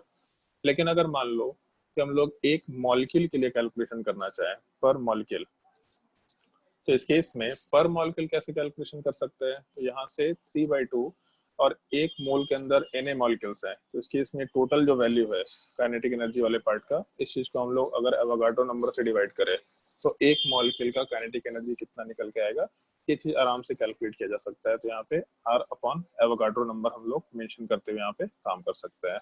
और इन जनरल ये जो R/Na वैल्यू है, इस R/Na वाले पार्ट को हम लोग K से रिप्रेजेंट कर दिया करते हैं, और वैल्यू चाहे तो कैलकुलेट कर सकते हैं। तो जो R/Na वाला पार्ट है, तो जैसे R का वैल्यू हम लोग 8.314 वाला पार्ट लेके चलेंगे, 0.021 लेके नहीं चलते, यहाँ पे 8.314 लेके चलते हैं, क्योंकि काइनेटिक एनर्जी है तो हम लोग जूल के फॉर्म में आराम से रिप्रेजेंट कर सकते हैं। और नीचे वाले पार्ट में हम लोग एवोगाड्रो नंबर मतलब 6.022 इंटू 10⁻23 पुट अप करके काम कर सकते हैं। लेकिन ये K वाला पार्ट अपने केमिस्ट्री के लिए सिग्निफिकेंस नहीं रखता है। हम लोग को जब भी सवाल पूछे हम लोग का जब भी सवाल पूछेगा तो सवाल में नॉर्मली हमेशा कैलकुलेशन में R के ही फॉर्म में सारा कैलकुलेशन रहेगा। इस चीज का ध्यान रखना। हम लोग 2 फॉर्मूला यूज करेंगे, काइनेटिक एनर्जी पर मोल के लिए तो उस केस में 3/2 RT, और अगर पर मॉलिक्यूल लेके चलेंगे तो उस केस में 3/2 KT के फॉर्मेट में डाल सकते हैं इस चीज को, जहाँ पे K वाले पार्ट का मतलब R/Na आराम से मेंशन किया जा सकता है। तो एक ये छोटा सा पार्ट है जिसको equals to 1/3 MnC square. क्या बोल रहे हैं, फिर से बोलो। PV equals to 1/3 MnC square. आएंगे उस चीज पे। हम लोग वो जो 1/3 MnC स्क्वायर है वो हम लोग इन्हीं फॉर्मूले को आराम से चेंज कर करके ला सकते हैं। कैसे ला सकते हैं वो मालूम पड़ जाएगा तुम लोगों को, ठीक है। तो इस केस में जैसे जो काइनेटिक एनर्जी का फॉर्मूला है, उस काइनेटिक एनर्जी के फॉर्मूले को उसको हम लोग आराम से वहाँ पे पुट अप कर सकते हैं। तो वो फॉर्मूला एक्चुअल में तुम्हारे क्वेश्चन में बुकलेट में हमको लगता है कि शायद सवाल दे भी रखा होगा, और डेंसिटी के फॉर्मेट में भी इस चीज को हम लोग आराम से चेंज कर सकते हैं। तो अभी अब सवाल करेंगे तो मालूम पड़ जाए कि इसको हम लोग फॉर्मूले में कैसे यूज कर सकते हैं, ठीक है। तो एक तो काइनेटिक एनर्जी का 2 फॉर्मूला तुम लोग को याद रखना है, जिसको बिल्कुल सवाल में याद रखना ही रखना है। और सवाल में अगर पूछा भी जाएगा तो एप्लीकेशन में भी केवल ये फॉर्मूले से रिलेशन रखेगा। मतलब हम लोगों को कभी काइनेटिक एनर्जी का वैल्यू जूल में नहीं कैलकुलेट करने बोला जाएगा। सवाल अगर देगा तो बोलेगा इससे काइनेटिक एनर्जी ये है तो इसका काइनेटिक एनर्जी निकालो। हमेशा एक कंपैरिजन चलेगा केमिस्ट्री में। केमिस्ट्री का सवाल इसी फॉर्मेट पर रहेगा। और उसी के अलावा जो वेलोसिटी वाला पार्ट है उसमें भी 3 फॉर्मूले थे जो मैंने मेंशन किया था, आरएमएस स्पीड, एवरेज स्पीड और एमपीएस। तो इस केस में जैसे आरएमएस है तो आरएमएस वाले पार्ट का मतलब हो गया 3RT by M का square root। हाँ, तो लोग अपने से पढ़ रखा है क्या टॉपिक? हाँ बढ़िया, चलो ध्यान दो। जैसे इसमें हम लोग मेंशन कर रहे हैं root mean square speed VRMS, तो root mean square speed, but इसको उल्टा लेना होता है।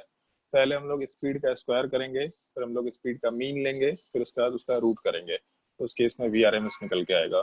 जैसे मान लो अगर एक बॉक्स है, उस बॉक्स में बहुत सारे पार्टिकल्स हैं, मान लो पार्टिकल N1 है, पार्टिकल N2 है, पार्टिकल N3 है, इस तरह के बहुत सारे पार्टिकल्स हैं। N1 वाले पार्ट का वेलोसिटी U1 है, N2 वाले पार्ट का वेलोसिटी U2 है और N3 वाले पार्ट का वेलोसिटी U3 दे रखा। तो इस केस में अगर हम लोग हर एक वेलोसिटी का स्क्वायर करते हैं तो इसका मतलब U1 स्क्वायर हो गया, U2 स्क्वायर हो गया, U3 स्क्वायर हो गया। इस तरीके से सारे वेलोसिटी का स्क्वायर कर सकते हैं। फिर इस स्क्वायर वाले वेलोसिटी का हम लोग को मीन निकालना होता है। तो मीन अगर निकालना है तो 3 पार्टिकल्स हैं, N1 U1 square plus N2 U2 square plus N3 U3 square. इस तरह का हम लोग आराम से कंसिडरेशन ले सकते हैं। डिवाइडेड बाई हम लोग आराम से मीन करेंगे तो N1 plus N2 plus N3 लिख करके काम कर सकते हैं। और इसका हम लोग अब रूट निकालना है, तो इस केस में अगर इसका रूट निकालेंगे तो ये चीज को हम लोग VRMS बोल सकते हैं। ऑल्दो ये फॉर्मूला भी केमिस्ट्री के पर्सपेक्टिव में यूजफुल नहीं होता, बट ठीक है, बताने के लिए है कि RMS का बेसिक मतलब क्या है, इसलिए इस चीज को मेंशन किया। केमिस्ट्री में जो हम लोग को फॉर्मूला यूज करना होता है RMS स्पीड का, तो VRMS is equal to root under 3RT by M। हम लोग एक ये छोटा सा फॉर्मूला यूज करके काम कर सकते हैं। अगर ये फॉर्मूला यूज करेंगे तो अपना कैलकुलेशन आसानी से हो जाएगा। और जो प्रेशर वाला पार्ट है, उस प्रेशर का जब हम लोग कैलकुलेशन करते हैं तो हम लोग RMS स्पीड ही लेके चलते हैं। तो जो 1/3 का फैक्टर आता है वो इसी साइड से निकल के आता है। जो फॉर्मूला मेंशन किया था ना, PV is equal to 1/3 into इस टाइप का, वो इसी फॉर्मूले से हम लोग रिलेट कर सकते हैं। जैसे PV is equal to NRT, तो N वाला पार्ट है उसको मोलर मास से रिलेट करना है और NRT के जगह पे हम लोगों को RMS वाले पार्ट को पुट करना है। तो हम लोग क्या करें ताकि NRT राइट साइड में आ जाए, लेफ्ट साइड में हम लोग बाकी वैल्यूज को अटैच कर देंगे, तो वैल्यू आराम से रिलेट किया जा सकता है। बट उस फॉर्मूले को याद मत रखना, वो फॉर्मूला याद रखने लायक नहीं है। वो फॉर्मूला इस फॉर्मूले को यूटिलाइज करके पुट करने लायक है, उस फॉर्मूले को याद मत रखना बिल्कुल भी गैस स्टेट में। तो सबसे पहला part RMS speed root 3RT by M, जहाँ पे M वाला पार्ट मोलर मास है, बाकी R का मतलब मालूम है तुम लोगों को, यूनिवर्सल गैस कांस्टेंट। T का मतलब मालूम है टेम्परेचर वाला पार्ट। और टेम्परेचर हमेशा हम लोग कैलकुलेशन करते वक्त केल्विन स्केल में लेके चलेंगे, ठीक है। हाँ, एक चीज ध्यान रखना होगा, क्योंकि हम लोग R वाले पार्ट को जूल के टर्म में लेके चल रहे हैं, तो ये जो मोलर मास होगा इसको किलोग्राम के टर्म में लेके चलना। अगर इन केस सवाल में टेम्परेचर दे रखा होगा और बोलेगा RMS वैल्यू कैलकुलेट करो, तब उस केस में ये किलोग्राम में उसको कन्वर्ट करना और R का वैल्यू 8.314 लेके चलना। बट केमिस्ट्री में ये सवाल रेयरली पूछा जाएगा। फिजिक्स का जनरल सवाल है, फिजिक्स में उस टॉपिक में बार बार इसी जाएगा, तब तक तुमको ये मालूम भी पड़ जाएगा कि हम लोग किलोग्राम लेके चलेंगे और R में 8.314 को पुट अप करके चलेंगे। ये पहला फॉर्मूला। दूसरा, एवरेज वेलोसिटी, एवरेज स्पीड वाला पार्ट बोल सकते हैं हम लोग। तो अगर RT by pi M। सब कुछ पहले से ही पढ़ रखा है तुम लोग। अगले टॉपिक में चले जाएंगे, थर्मोडायनामिक्स शुरू करें। बताओ भाई, अद्वय तय कर दीजिए सर। क्या कर दें? अद्वय तय कर दीजिए। हाँ, उसको रिमूव कर देते हैं क्लास से। उन लोगों का थर्मोडायनामिक्स जब शुरू होगा तब डालेंगे उनको। चलो नहीं सर, वैन डर वाल में कुछ नहीं आता, इसमें भी कुछ नहीं आता। एक तो तुम लोग ऐसे ही आगे पढ़ रहा है, फिर एक्स्ट्रा क्यों पढ़ रहा है? टाइम के साथ सीख लेना आराम से, क्या हड़बड़ी है तुम लोगों को। चलो ध्यान दो, जैसे मान लो एक बॉक्स है जिसमें 3 पार्टिकल्स हैं, तीनों का वेलोसिटी दे रखा है U1 U2 और U3, ठीक है। तो इस केस में अगर एवरेज निकालना है तो एवरेज जस्ट 10th क्लास में सीखते हैं हम लोग, मीन निकालना है बेसिकली। तो इस केस में N1 U1 plus N2 U2 plus N3 U3, इस तरीके से जितने पार्टिकल्स हैं तो सारे के सारे पार्टिकल्स, मतलब ऐसा भी बोल सकते हैं कि जैसे मान लो अगर U1 वेलोसिटी पे बहुत सारे पार्टिकल्स होते हैं तो number of moles of particle जिसका वेलोसिटी U1 के बराबर था, तो number of moles of particle into u1। तो n1 लिखने का बेसिक मतलब ये समझना, मतलब पार्टिकल 1 है, उस तरह के जितने पार्टिकल्स हैं उनके नंबर ऑफ मोल्स n1 है, उसका वेलोसिटी u1 है, तो total velocity n1 into u1 कर दिया। फिर उसके बाद u2 वेलोसिटी पे टोटल नंबर ऑफ पार्टिकल्स का जो नंबर ऑफ मोल्स है जो u2 वेलोसिटी पे है वो n2 के बराबर है। u3 वेलोसिटी एक्वायर करने वाले total number of particles n3 के बराबर है। तो इस केस में एवरेज निकालते वक्त हम लोग सारे पार्टिकल्स के नंबर को, मतलब नंबर ऑफ अकरेंस को और उसके वेलोसिटी वाले पार्ट को मल्टीप्लाई करके नीचे आराम से n1 plus n2 plus n3 मतलब नंबर ऑफ पार्टिकल से डिवाइड कर सकते हैं। इस चीज को हम लोग एवरेज वेलोसिटी बोल सकते हैं। और इसका फॉर्मूला भी बड़ा सिंपल सा है, v average is equal to √8 RT by pi m। तो इस केस में सेम कंसिडरेशन, मास को हम लोग किलोग्राम में लेंगे, r को हम लोग 8.314 के वैल्यू में लेंगे। और ध्यान बस रखना है, अगर सवाल में कंपैरिजन देगा तो उस केस में किलोग्राम और r का 8.314 किसी काम का नहीं रहेगा। और तीसरा जो पार्ट है VMPS, most probable speed 2RT by m। 2RT by m। इस केस में √2RT by m से इस चीज को रिलेट कर सकते हैं। और इसको कैलकुलेट करने का कोई जनरल फॉर्मूला नहीं है यहाँ पे जो हम लोग कैलकुलेट कर सकते हैं। ऑल्दो मैक्सवेल इक्विपार्टीशन कर्व में हम लोग का जो इक्वेशन होता है वो कर्व का इक्वेशन दिखाएंगे, उस इक्वेशन वाले पार्ट को हम लोग यूज करके आराम से कैलकुलेशन, आराम से तो खैर नहीं कर सकते कैलकुलेशन, वो इक्वेशन देख के मालूम पड़ जाएगा कि आराम से कैलकुलेशन नहीं कर सकते, बट उस इक्वेशन को यूज करके, उस कंसेप्ट को यूज करके हम लोग एमपीएस का वेलोसिटी यूज कर सकते हैं, कैलकुलेट कर सकते हैं √2RT by m। तो एक चीज बताओ, जैसे 3 फॉर्मूले हैं अपने पास, √2RT by m, √8RT by pi m, √3RT by m, VRMS, V average और V MPS, इन तीनों में सबसे बड़ा वेलोसिटी कौन सा है? RMS mean square. तुम दोनों एक ही साथ सब कुछ पढ़ रखा है। सर ये तो फॉर्मूला में भी दिख रहा है, इसमें क्या है, तो नीचे 22 पाई में 22 साथ तो मतलब कि दिख रहा है। अच्छा सब दिख रहा है ना, दिखाते हैं तुमको आगे का मूवी। सबसे ज्यादा वेलोसिटी कौन सा है इसमें? तो इस केस में जैसे RT by m, RT by m तीनों जगह सेम है। उसके बाद बच गया अपना √3, दूसरे वाले केस में अपने पास √8 by pi और तीसरे वाले केस में √2। तो 3 और 2 में तो 3 वाला पार्ट ज्यादा होगा। और 8 by pi का मतलब हो गया कि 2 पॉइंट समथिंग होगा। 56/20 जो कि 3 तो नहीं आ रहा। हम दोनों म्यूट कर रहे हैं, शांत रहा। इस केस में 2 पॉइंट समथिंग होगा और इसका अंडर रूट निकालना है, तो 3 से छोटा होगा और 2 से बड़ा होगा। इसका मतलब सबसे हाईएस्ट वेलोसिटी का वैल्यू आरएमएस दिखेगा अगर टेम्परेचर कांस्टेंट लेके चल रहे हैं सेम मॉलिक्यूल का, फिर एवरेज दिखेगा और उसके बाद एमपीएस वाला पार्ट। बट इन केस अगर भूल जाओ, जैसे कंफ्यूजन ये होता है, हमको भी होता था हमेशा कि एवरेज वेलोसिटी का फॉर्मूला √3RT by m था कि ये क्या बोलते हैं एमपीएस का था कि आरएमएस का था, ये हमको नहीं मालूम। फॉर्मूला भी नहीं आता √3RT by m, √8RT by m, √2RT by m। कौन सा फॉर्मूला किसका था ये थोड़ा कंफ्यूजिंग चीज है, तो उसको हम नॉर्मली ऐसा रिलेट कर लेते हैं, जैसे ये कंसिडरेशन कर सकते हैं कि हम लोग का सबसे highest value √3RT by m है। अगर कंफ्यूज करे, अगर याद है तब तो बहुत अच्छा है, तब तो सोचना ही नहीं है। बट सबसे हाईएस्ट वैल्यू आरएमएस का होगा, आर से रिलेट कर दिए, फिर एवरेज का होगा और फिर उसके बाद एमपीएस वाले पार्ट का होगा। तो सबसे हाईएस्ट वैल्यू √3 वाला पार्ट था, तो इस केस में आरएमएस वाले पार्ट में √3RT by m पुट कर दिए। फिर एवरेज का नंबर आया तो एवरेज वाले पार्ट में 8 by pi का नंबर आया था, तो 8RT by pi m mention कर दिए। और मोलर एमपीएस वाला पार्ट सबसे छोटा वैल्यू था जो कि √2 से रिप्रेजेंट किए थे, √2RT by m आराम से प्लेस कर दिए। तो अगर इन केस फॉर्मूला भूल जाओ तो RAM आराम से सीधा उसको रिलेट कर सकते हो। सबसे हाईएस्ट वैल्यू R मतलब RMS वाला होगा जो √3 वाले पार्ट से रिलेट करके आराम से काम कर सकते हैं। तो ये 3 फॉर्मूले हैं जिसको ध्यान रखना होता है। बाकी अब तुम्हारे स्क्रीन पे हम तुमको क्वेश्चन, एक काम करें 3 फॉर्मूले नोट कर लो ताकि आगे क्वेश्चन जब आएगा तो क्वेश्चन में इन फॉर्मूले को हम लोग डायरेक्टली यूज कर पाए। और क्वेश्चन में हम सीधा क्वेश्चन तुमको पढ़ाएंगे, तुमको मालूम पड़ जाएगा क्वेश्चन कितना थ्योरेटिकल टाइप का है, कितने आसानी से सॉल्व कर सकते हैं। बस एक चीज ध्यान रखना जो शायद हम तुम लोगों को इकोनॉमिक स्ट्रक्चर में भी सिखाए थे कि अगर एक वैल्यू दे रखा है और उसके रिस्पेक्ट में दूसरा वैल्यू कैलकुलेट करना है तो वैल्यू को उधर पुट मत किया करना, वो गलत तरीका होगा।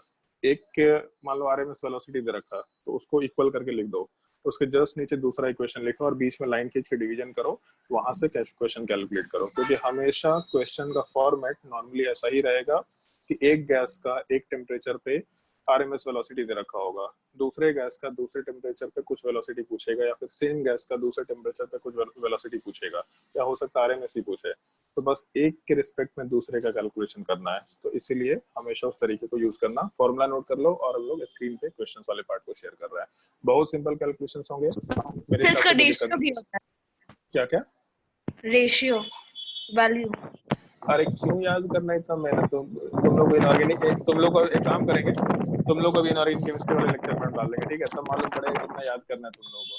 तुम लोग का नहीं सर, रेशियो का जिक्र वो किया, मैं कुछ One नहीं is बोला। 1.128 is 1.2128 1.224 डालेंगे तुम लोग को इनऑर्गेनिक केमिस्ट्री वाले में आप डालेंगे। तुम लोग बहुत मेहनत कर रहा है, तो जब मेहनत कर ही रहा तो हमको और क्या चाहिए, ठीक है?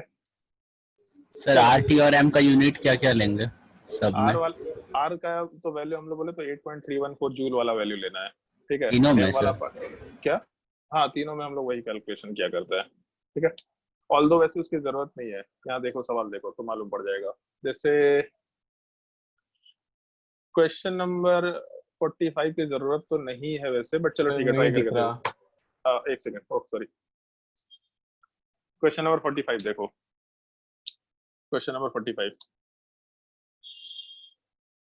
If EK is the average kinetic energy per mole of the gas, then पूछा है PV is equal to का क्या रिलेशन निकल के आएगा। तो जैसे अभी जस्ट मेंशन किया था तुम लोग के सामने काइनेटिक एनर्जी वाला part, kinetic energy is equal to 3/2 RT, और ये भी पर मोल चलता था। तो इसका मतलब एक ही मोल के लिए हम लोग कैलकुलेशन कर रहे हैं बेसिकली। तो इस पूरे इक्वेशन वाले पार्ट में अगर हम लोग PV is equal to NRT consider करें तो पर मोल का मतलब नंबर ऑफ मोल्स 1 हो गया, तो हम लोग को RT का वैल्यू चाहिए बेसिकली।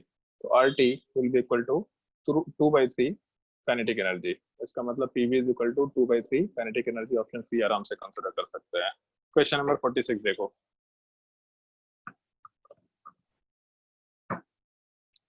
फटाफट क्वेश्चन सॉल्व करते हैं। बहुत सिंपल क्वेश्चन है और यही क्वेश्चन एडवांस में भी आते हैं। एडवांस में ऐसा नहीं कि अलग टाइप का क्वेश्चन आता है, मेंस एडवांस का क्वेश्चन इस पर्टिकुलर टॉपिक में बड़ा ही एलिमेंट्री टाइप का होता है।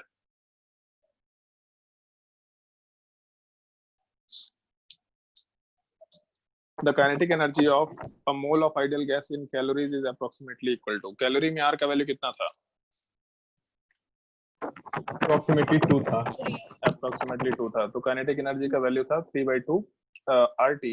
तो इस केस में अगर R का वैल्यू हम लोग 2 ले लें अप्रोक्सीमेटली, तो ये 2 कैंसिल आउट हो जाएगा, मतलब 3 टाइम्स टेम्परेचर आराम से मेंशन कर सकते हैं। तो ऑप्शन ए वाला पार्ट कंसिडर कर सकते हैं। क्वेश्चन नंबर 47 सॉल्व करो। ज्योत्सना समझ में आ रहा है? Yes sir. ओके, फटाफट सॉल्व करते जाओ, तेजी से क्वेश्चन सॉल्व करना है, बहुत सिंपल टॉपिक है ये।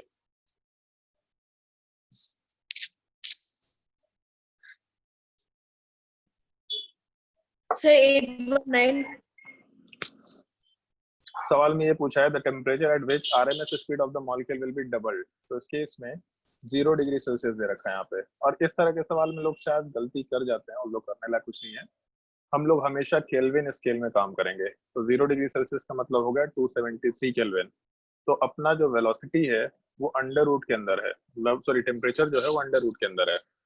अगर हम लोगों को वेलोसिटी को डबल करना है, इसका मतलब अंडर रूट के अंदर वाले पार्ट को 4 टाइम्स करना पड़ेगा, तब जाके इसका अंडर रूट बाहर 2 टाइम्स निकल के आएगा। तो 273 का 4 टाइम्स, इसका मतलब कितना? 3 से मल्टीप्लाई करेंगे। सेल्सियस वाले पता सारे नहीं हमको आंसर सेल्सियस वाले, तो आप मेहनत क्यों कर रहे हैं? ये कौन सा तरीका बताया, वैसे हमको समझ नहीं आया।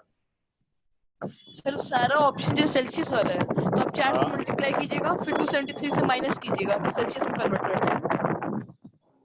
हाँ, उसके जगह क्या बोलना चाहता हूँ? डायरेक्ट 3 से मल्टीप्लाई कीजिए। डायरेक्ट 3 से मल्टीप्लाई करें। अच्छा, 4x माइनस x तो वही हुआ ना, 3x। तो ये तो 0 डिग्री सेल्सियस में एप्लीकेबल है ना, सब जगह एप्लीकेबल है क्या? ये बता। मान लो इससे 0 डिग्री सेल्सियस की जगह वहां तो जल्दी कीजिए, हम सर फोड़ लेंगे आज ना। तुम लोग ये क्या कर रहा है भाई? इस तरह का घटिया ये तरीका एकदम बिल्कुल यूज मत करो कि हर जगह के लिए एक अलग टाइप का कैलकुलेशन। तुम लोग को लग रहा है कि टॉपिक बहुत छोटे हैं। अभी केमिस्ट्री का हम लोग, हमको लगता है 20% भी नहीं पढ़ाई किया है। केमिकल बॉन्डिंग को अगर हम कंसिडर कर ले काफी बड़े लेवल पे, तो हो सकता है 20% पढ़े हो। तो इस तरह का तरीका बिल्कुल यूज मत करो कि इस तरह के कैलकुलेशन में ऐसा कर लेंगे, उस तरह के कैलकुलेशन में ऐसा कर लेंगे, तुम लोग को चीजें याद नहीं रहेंगी। एक जनरल वे में पढ़ो ताकि हर जगह पे उसी चीज को अप्लाई कर पाए। बहुत मुश्किल थोड़े ना, ठीक है अभी यहाँ पे तुम ये तरीका बताए, हम कभी सोचे भी नहीं कि ऐसा कर सकते हैं, क्यों सोचने जाए भाई।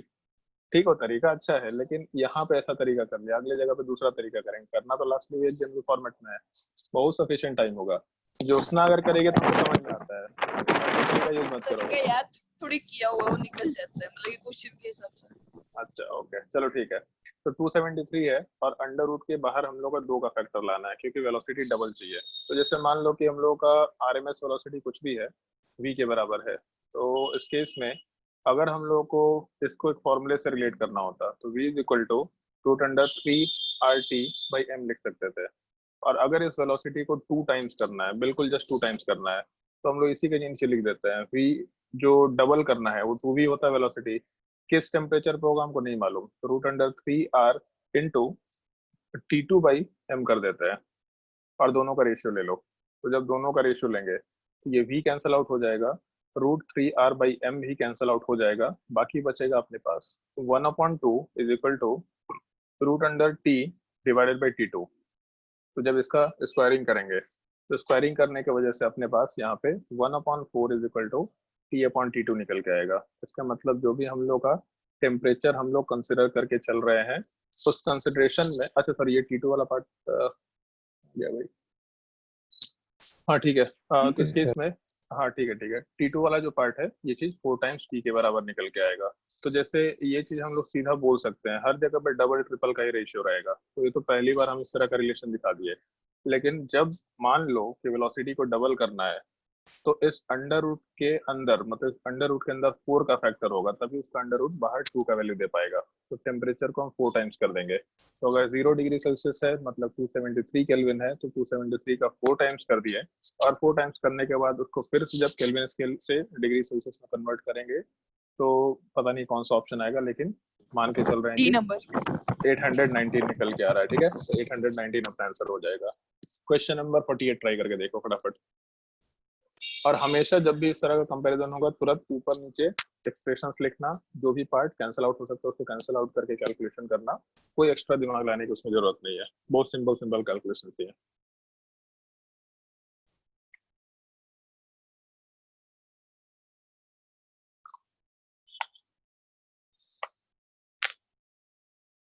सर एनटीपी में टेम्परेचर कितना होता है? उसको एसटीपी कंडीशन लेके चलो, ये हम लोग मोल कंसेप्ट में भी डिस्कस किया था कि एनटीपी और एसटीपी को हम लोग सेम मान के चलेंगे। 0 डिग्री सेल्सियस 0 डिग्री सेल्सियस बोला जाता है नॉर्मल रूम टेम्परेचर वाले पार्ट को, लेकिन एनटीपी को एसटीपी ही मान के कैलकुलेशन करना था। तो पुराने फॉर्मेट में एनटीपी को एसटीपी ही बोला जाता था और सारे क्वेश्चन वहीं से उठाए गए, तो इसलिए एसटीपी 0 डिग्री सेल्सियस वाला पार्ट, 0 डिग्री सेल्सियस केल्विन नहीं।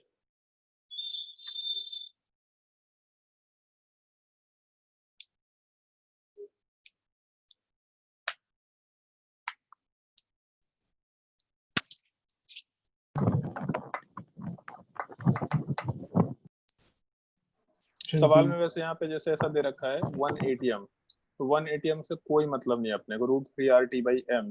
तो अगर टेम्परेचर से रिलेशन निकालना है तो अपने को प्रेशर की कोई जरूरत नहीं पड़ेगी, इसलिए उस चीज को आराम से हम लोग छोड़ करके आगे बढ़ सकते हैं। तो सवाल में बोला है the temperature at which H2 has the same RMS speed as O2। तो एक तरीका है कि हम लोग O2 का एनटीपी पे स्पीड निकाले और उसको फॉर्मूले में पुटअप करें, लेकिन उस तरह का काम नहीं करना है। हम फिर से इस तरह क्वेश्चन को सॉल्व करके दिखा रहे हैं, जैसे वेलोसिटी ऑफ H2 वाले पार्ट को वेलोसिटी ऑफ O2 के बराबर करना है। क्या पता नहीं, हमको देख लेंगे क्या करना है। अरे नहीं पता, देखेंगे, हमको नहीं मालूम। तो इस केस में H2 का जो वेलोसिटी है वो O2 के बराबर होना चाहिए, तो बस H2 का फॉर्मूला लिख लिया और यहाँ पे बोला है RMS स्पीड, उस केस में रूट 3RT/m, और टेम्परेचर वाला पार्ट केल्विन स्केल में T के फॉर्मेट में छोड़ देते हैं, और जो मोलर मास है 2 के बराबर लिख दिया, और वेलोसिटी ऑफ O2 वाला पार्ट नीचे लिखा, और यहाँ वाले पार्ट में एनटीपी कंडीशन तो रूट 3RT/m, और एनटीपी कंडीशन पे टेम्परेचर 273 लेके चल सकते हैं, और डिवाइडेड बाई मोलर मास वाला पार्ट आराम से 32 आएगा। बस दोनों का डिवीजन कर दो, बीच में लाइन खींच दो, मतलब डिवीजन कर रहा है बेसिकली। क्योंकि वेलोसिटी बराबर है तो ये तो कैंसिल आउट हो गया, तो इस केजी में नहीं वाले लेना पार्ट मास, क्या मास अच्छा केजी में नहीं। ऊपर केजी लो नीचे केजी लो, फर्क पड़ेगा क्या?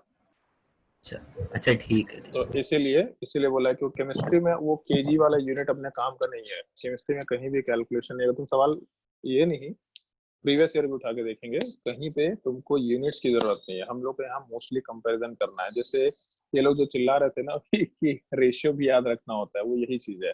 इस तरह का क्वेश्चन दे रखा है यहाँ पे, वो कभी कैलकुलेशन में आएगा। तो जब डिवीजन करेंगे तो वेलोसिटी सेम था, कैंसिल आउट हो गया, मतलब इस इक्वल टू वाले पार्ट में लेफ्ट साइड में 1 आ जाएगा, 3r कैंसिल आउट हो जाएगा, बाकी बचा √2 और नीचे √32, तो यहाँ से 16 का वैल्यू निकल के आ गया। तो overall √t divided by 1 divided by √273 divided by 16, इसका मतलब ओवरऑल ऊपर √16 वाला पार्ट या फिर 16t डिवाइडेड बाई 273 का वैल्यू आराम से पुट अप कर सकते हैं हम लोग। तो अपने कैलकुलेशन वाले पार्ट में अगर हम लोग इसका अंडर रूट लेकर के चले तो वहां से हम लोग आराम से कैलकुलेशन कर पाएंगे। इसका स्क्वायरिंग करेंगे तो कोई फर्क नहीं पड़ेगा, मतलब 16t = 273 लिख सकते हैं, और वहां से t वाला पार्ट आराम से कैलकुलेट किया जा सकता है। फिर उसको केल्विन स्केल के फॉर्मेट में छोड़ देना अपने को, तो कितना आएगा 273/16 अप्रोक्सीमेटली। बी ऑप्शन के अलावा तो कुछ आ नहीं सकता, क्योंकि 16 को से अगर डिवाइड करेंगे तो पहला लेटर तो 1 होगा, पहला लेटर 1 केवल बी ऑप्शन में, इसका मतलब बी आंसर आराम से निकाल सकता है। तो ये डिवीजन का जो पार्ट है, ये डिवीजन का पार्ट आराम से करने आना चाहिए। एक वैल्यू लिखो ऊपर, दूसरा वैल्यू नीचे लिखो, और वहां से रेशियो वाला पार्ट आराम से कैलकुलेट कर सकते हैं। क्वेश्चन नंबर 50 बताओ क्या आंसर होगा क्वेश्चन नंबर 50 का। D. Which of the following gases would have the highest RMS speed at 0 degree Celsius? B option D. अच्छा हाँ ठीक है। जैसे सवाल में बोला है किसका RMS स्पीड सबसे ज्यादा होगा, तो स्पीड सबसे ज्यादा किसका होगा, जिसका वेलोसिटी, जिसका मास सबसे कम होगा। तो इस केस में O2 का मास 32 है, CO2 का डी ऑप्शन 28 मास है वहाँ पे, बाकी सारे का मास ज्यादा है। मास जितना ज्यादा होगा वेलोसिटी उतना ही कम होगा। ऐसा क्या 49 का 49 तो हम बनाने नहीं बोले, 49 होमवर्क में देंगे तुम लोगों को, ठीक है। बाकी चलो ठीक है। In a close vessel a gas is heated from 300 kelvin to 600 kelvin, the kinetic energy becomes, तो टेम्परेचर डबल हो गया। फॉर्मूला क्या था अपने पास, 3/2 kT या 3/2 RT। अब यहाँ मेंशन नहीं किया है पर मोल या पर मॉलिक्यूल, बट जो कुछ भी होता है टेम्परेचर के डायरेक्टली प्रोपोर्शनल है। तो 300 की जगह 600 पे गए, मतलब हम लोग का जो काइनेटिक एनर्जी है वो आराम से डबल निकल के आ जाएगा। Option B. Question number 51 calculate करो।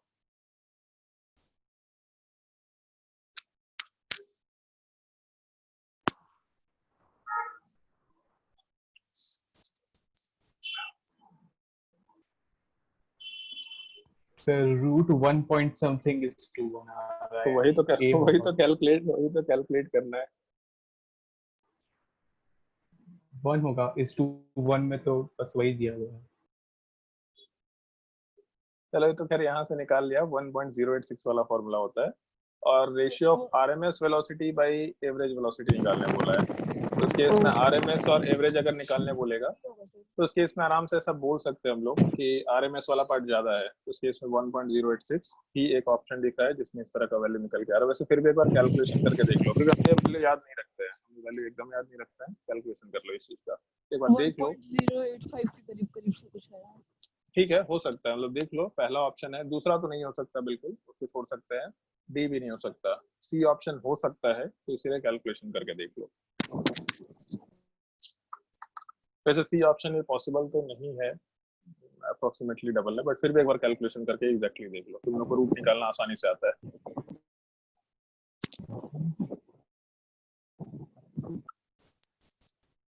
ये तो कुछ क्वेश्चंस थे जिसको मैंने डिस्कस किया। अच्छा, मैक्सवेल इक्विपार्टीशन कर्व वाला पार्ट हम भूल गए, सॉरी। चलो ध्यान दो। नहीं होमवर्क नहीं, पहले एक छोटा सा पार्ट हम डिस्कस करेंगे, तब उसके बाद होमवर्क देंगे हम लोग, ठीक है। चलो ध्यान दो, स्क्रीन शेयर करने दो। हाँ, हम लोग एक छोटा सा यहाँ पे डिस्कशन रखते हैं। मैक्सवेल इक्विपार्टीशन कर्व बोला जाता है, या कहीं कहीं इसको मैक्सवेल डिस्ट्रीब्यूशन कर्व भी लिखा जाता है, दोनों में से कुछ भी लिखो, कोई दिक्कत नहीं है। और ये ऑलमोस्ट एक सिस्टम के अंदर जो भी गैसेस पार्टिकल्स हैं, उन गैसेस पार्टिकल्स के वेलोसिटी वाले पार्ट को रिप्रेजेंट कर रहा होता है विथ रिस्पेक्ट टू टेम्परेचर। और कुछ इस तरह का हम लोग का डायग्राम निकल के आता है। डायग्राम वाले पार्ट में ये हम लोग का सिस्टम होता है। कभी भी कहीं डायग्राम देखना तो ऐसा एक सिस्टम तुमको दिखाई देगा जहाँ पे इस साइड में हम लोग वेलोसिटी के फॉर्मेट में काम कर सकते हैं, क्योंकि हम लोग क्योंकि √3/2 ये RT बाई एम या फिर √830/πm RMS speed, MPS speed या एवरेज स्पीड की बात कर रहे हैं, कि उस केस में यहाँ वाले पार्ट में हम लोग y एक्सिस पे इसीलिए वेलोसिटी को रखेंगे और x एक्सिस वाले पार्ट में हम लोग इसीलिए टाइम वाले पार्ट को रखेंगे। और यहाँ से कैलकुलेशन में केवल हम लोगों को इस चीज से मतलब है, 2-3 थ्योरेटिकल पॉइंट से बेसिकली मतलब है, जिसमें पहला पॉइंट ये है कि इस पूरे डायग्राम में MPS कौन सा होता है, मतलब मोस्ट प्रोबेबल स्पीड को हम लोग कैसे रिप्रेजेंट कर सकते हैं। तो जैसे लॉजिकल है ये चीज, जो सबसे ऊपर होगा। हाँ, मोस्ट प्रोबेबल स्पीड मतलब हम लोग को जो स्पीड सबसे ज्यादा मिल रहा हो, तो जो स्पीड सबसे ज्यादा मिल रहा होगा, अच्छा सॉरी एक सेकंड, यहाँ पे फ्रैक्शन ऑफ पार्टिकल होता है, यहाँ वाले पार्ट में फ्रैक्शन ऑफ पार्टिकल होता है और x एक्सिस पे वेलोसिटी होता है, ये टेम्परेचर नहीं होता। हाँ, तो इस केस में जैसे fraction of particle versus velocity वाला पार्ट, इन दोनों को हम लोग को रिप्रेजेंटेशन करना होता है। तो उस केस में जैसे मोस्ट प्रोबेबल स्पीड अगर हम लोग को रिप्रेजेंट करना है, तो मैक्सिमम नंबर ऑफ पार्टिकल्स अगर एक सर्टेन वेलोसिटी रखे होंगे, मोस्ट प्रोबेबल, ये प्रोबेबल का मतलब सबसे हाईएस्ट स्पीड नहीं, मैक्सिमम चांसेस जिस वेलोसिटी के मिलने के हों। जैसे मान लो कि अगर एक सिस्टम है जिसमें बहुत सारे पार्टिकल, मान लो हम 6 पार्टिकल लेके चलते हैं, ठीक है, तो 6 पार्टिकल में एक का स्पीड 2 मीटर पर सेकेंड है, दूसरे का स्पीड 4 मीटर पर सेकेंड है, तीसरे पार्टिकल का स्पीड 6 मीटर पर सेकेंड है, चौथे पार्टिकल का स्पीड भी मान लेते हैं 5 मीटर पर सेकेंड है, पांचवें पार्टिकल का स्पीड 2 मीटर पर सेकेंड है, छठे पार्टिकल का स्पीड 2 मीटर पर सेकेंड है, मान लो ऐसा लेके चले। तो अगर हम लोग रैंडमली किसी पार्टिकल को पिक करेंगे तो सबसे ज्यादा कौन से वेलोसिटी मिलने की प्रोबेबिलिटी है, तो जिसका नंबर सबसे ज्यादा होगा, जिसका नंबर ऑफ अकरेंस सबसे ज्यादा होगा, डेफिनेटली वो पार्टिकल ज्यादा मिल पाएगा हम लोगों को। तो इस केस में जिस वेलोसिटी का अकरेंस ज्यादा है उसको हम लोग ज्यादा इजीली देख पाएंगे, या फिर ज्यादा चांसेस है कि हम लोग पार्टिकल को में 2 मीटर पर सेकेंड स्पीड का वेलोसिटी ले पाएंगे। तो हाईएस्ट नंबर ऑफ पार्टिकल जो एक कॉमन वेलोसिटी पे रहेंगे, वहां से हम लोग मोस्ट प्रोबेबल स्पीड आराम से निकाल सकते हैं। तो जो पूरा फ्रैक्शन वाला पार्ट है, इस फ्रैक्शन वाले पार्ट में सबसे हाईएस्ट नंबर ऑफ पार्टिकल, मतलब सबसे हाईएस्ट फ्रैक्शन ऑफ पार्टिकल हम लोग को सबसे टॉप मोस्ट पॉइंट पे मिलेगा। तो इस टॉप मोस्ट पॉइंट के करस्पॉन्डिंग सबसे हाईएस्ट नंबर ऑफ पार्टिकल्स तो मिल गए, और उसके करस्पॉन्डिंग जो भी हम लोग को वेलोसिटी मिल रहा है, उस वेलोसिटी वाले पार्ट को हम लोग आराम से अगर मार्क करें तो इस चीज को हम लोग MPS बोल सकते हैं। तो ये सबसे पहला पार्ट VMPS के फॉर्मेट में निकल के आ जाएगा, सबसे पहला कंसिडरेशन है। उसके बाद जैसे दूसरा कंसिडरेशन इसमें ये होता है, MPS के अलावा एवरेज स्पीड और RMS स्पीड पुट करना है। तो अभी जस्ट मेंशन किया था, सबसे आगे RMS होगा, फिर एवरेज होगा, फिर MPS होगा। तो MPS तो सबसे छोटा वैल्यू है और x एक्सिस पे हम लोग वेलोसिटी को रिप्रेजेंट कर रहा है। तो MPS से आगे एवरेज होगा, उससे आगे RMS वाला पार्ट। तो ये जो आगे का स्लैंट वाला पार्ट है, इसमें जस्ट आगे हम लोग यहाँ पे कहीं पे एवरेज स्पीड वाले पार्ट को पुट अप कर सकते हैं, और उसके जस्ट आगे स्लैंट वाले पार्ट पे हम लोग आराम से RMS वाले पार्ट को पुट अप कर सकते हैं। तो एक तो ये कंसिडरेशन कि fraction of particles versus velocity, जो मैक्सवेल हम लोग डिस्ट्रीब्यूशन कर्व में डालते हैं, तो उस केस में सबसे टॉप मोस्ट पॉइंट जहाँ पे सबसे हाईएस्ट फ्रैक्शन आएगा, उससे करस्पॉन्डिंग जो भी वेलोसिटी आएगा, that is called as VMPS। दूसरा हम लोग आराम से एवरेज ले सकते हैं, तीसरा RMS उसके स्लैंट वाले पार्ट पे ले सकते हैं। ये सबसे पहला पॉइंट जो ध्यान रखना है। दूसरा थ्योरेटिकल पॉइंट ये ध्यान रखना होता है, जैसे एक छोटा सा ये पॉइंट रहता है कि बहुत सारे पार्टिकल्स जो है, मतलब MPS का पार्ट ना बहुत हाई वेलोसिटी में है ना बहुत लो वेलोसिटी में है। तो एक ये छोटा सा पॉइंट ध्यान रखना होता है कि जब भी कभी हम लोग एक सिस्टम को कंसिडर करते हैं, गैस सिस्टम को, तो बहुत लो वेलोसिटी के पार्टिकल्स का नंबर भी काफी कम होता है, बहुत हाई वेलोसिटी के पार्टिकल्स का नंबर भी काफी कम होता है। तो ऑल्दो जैसे रियल सिस्टम ऐसा नहीं एग्जिस्ट कर सकता, जो हम लोग आइडियल सिस्टम की बात कर रहे हैं उसमें हम लोग मान के चल रहे थे कि इलास्टिक कोलिजन एग्जिस्ट कर रहा है, बट रियल सिस्टम ऐसा कभी भी नहीं हो पाता है। रियल सिस्टम में कभी भी इलास्टिक कोलिजन नहीं हो सकता। तो हो सकता है कि ऐसा एक कंसिडरेशन रहता है कि पार्टिकल जब आपस में कोलाइड कर रहे हैं, तो जिसके पास हाई एनर्जी है वो अपना एनर्जी किसी दूसरे पार्टिकल को ट्रांसफर करेगा, क्योंकि पार्टिकल्स के बीच में एनर्जी का एक्सचेंज तो होना ही होना है। तो इसके वजह से बहुत हाई वेलोसिटी वाले पार्टिकल्स भी कम एग्जिस्ट करने लगते हैं, लो वेलोसिटी वाले पार्टिकल्स भी कम एग्जिस्ट करने लगते हैं। इस तरह का एक कंसिडरेशन थोड़ा ध्यान रखना होता है कि मैक्सवेल इक्विपार्टीशन कर्व में ऐसा बोला गया है कि बहुत लो वेलोसिटी के पार्टिकल और बहुत हाई वेलोसिटी के पार्टिकल दोनों के नंबर्स काफी कम एग्जिस्ट करेंगे। दूसरा चीज। तीसरा, ऑल्दो ये थोड़ा मैथमेटिकल टर्म है, एक थोड़ा लाइन पे रहो तुम लोग को हम बुकलेट में दिखाते हैं कि कौन से इक्वेशन की हम लोग बात कर रहे हैं इक्विपार्टीशन कर्व में।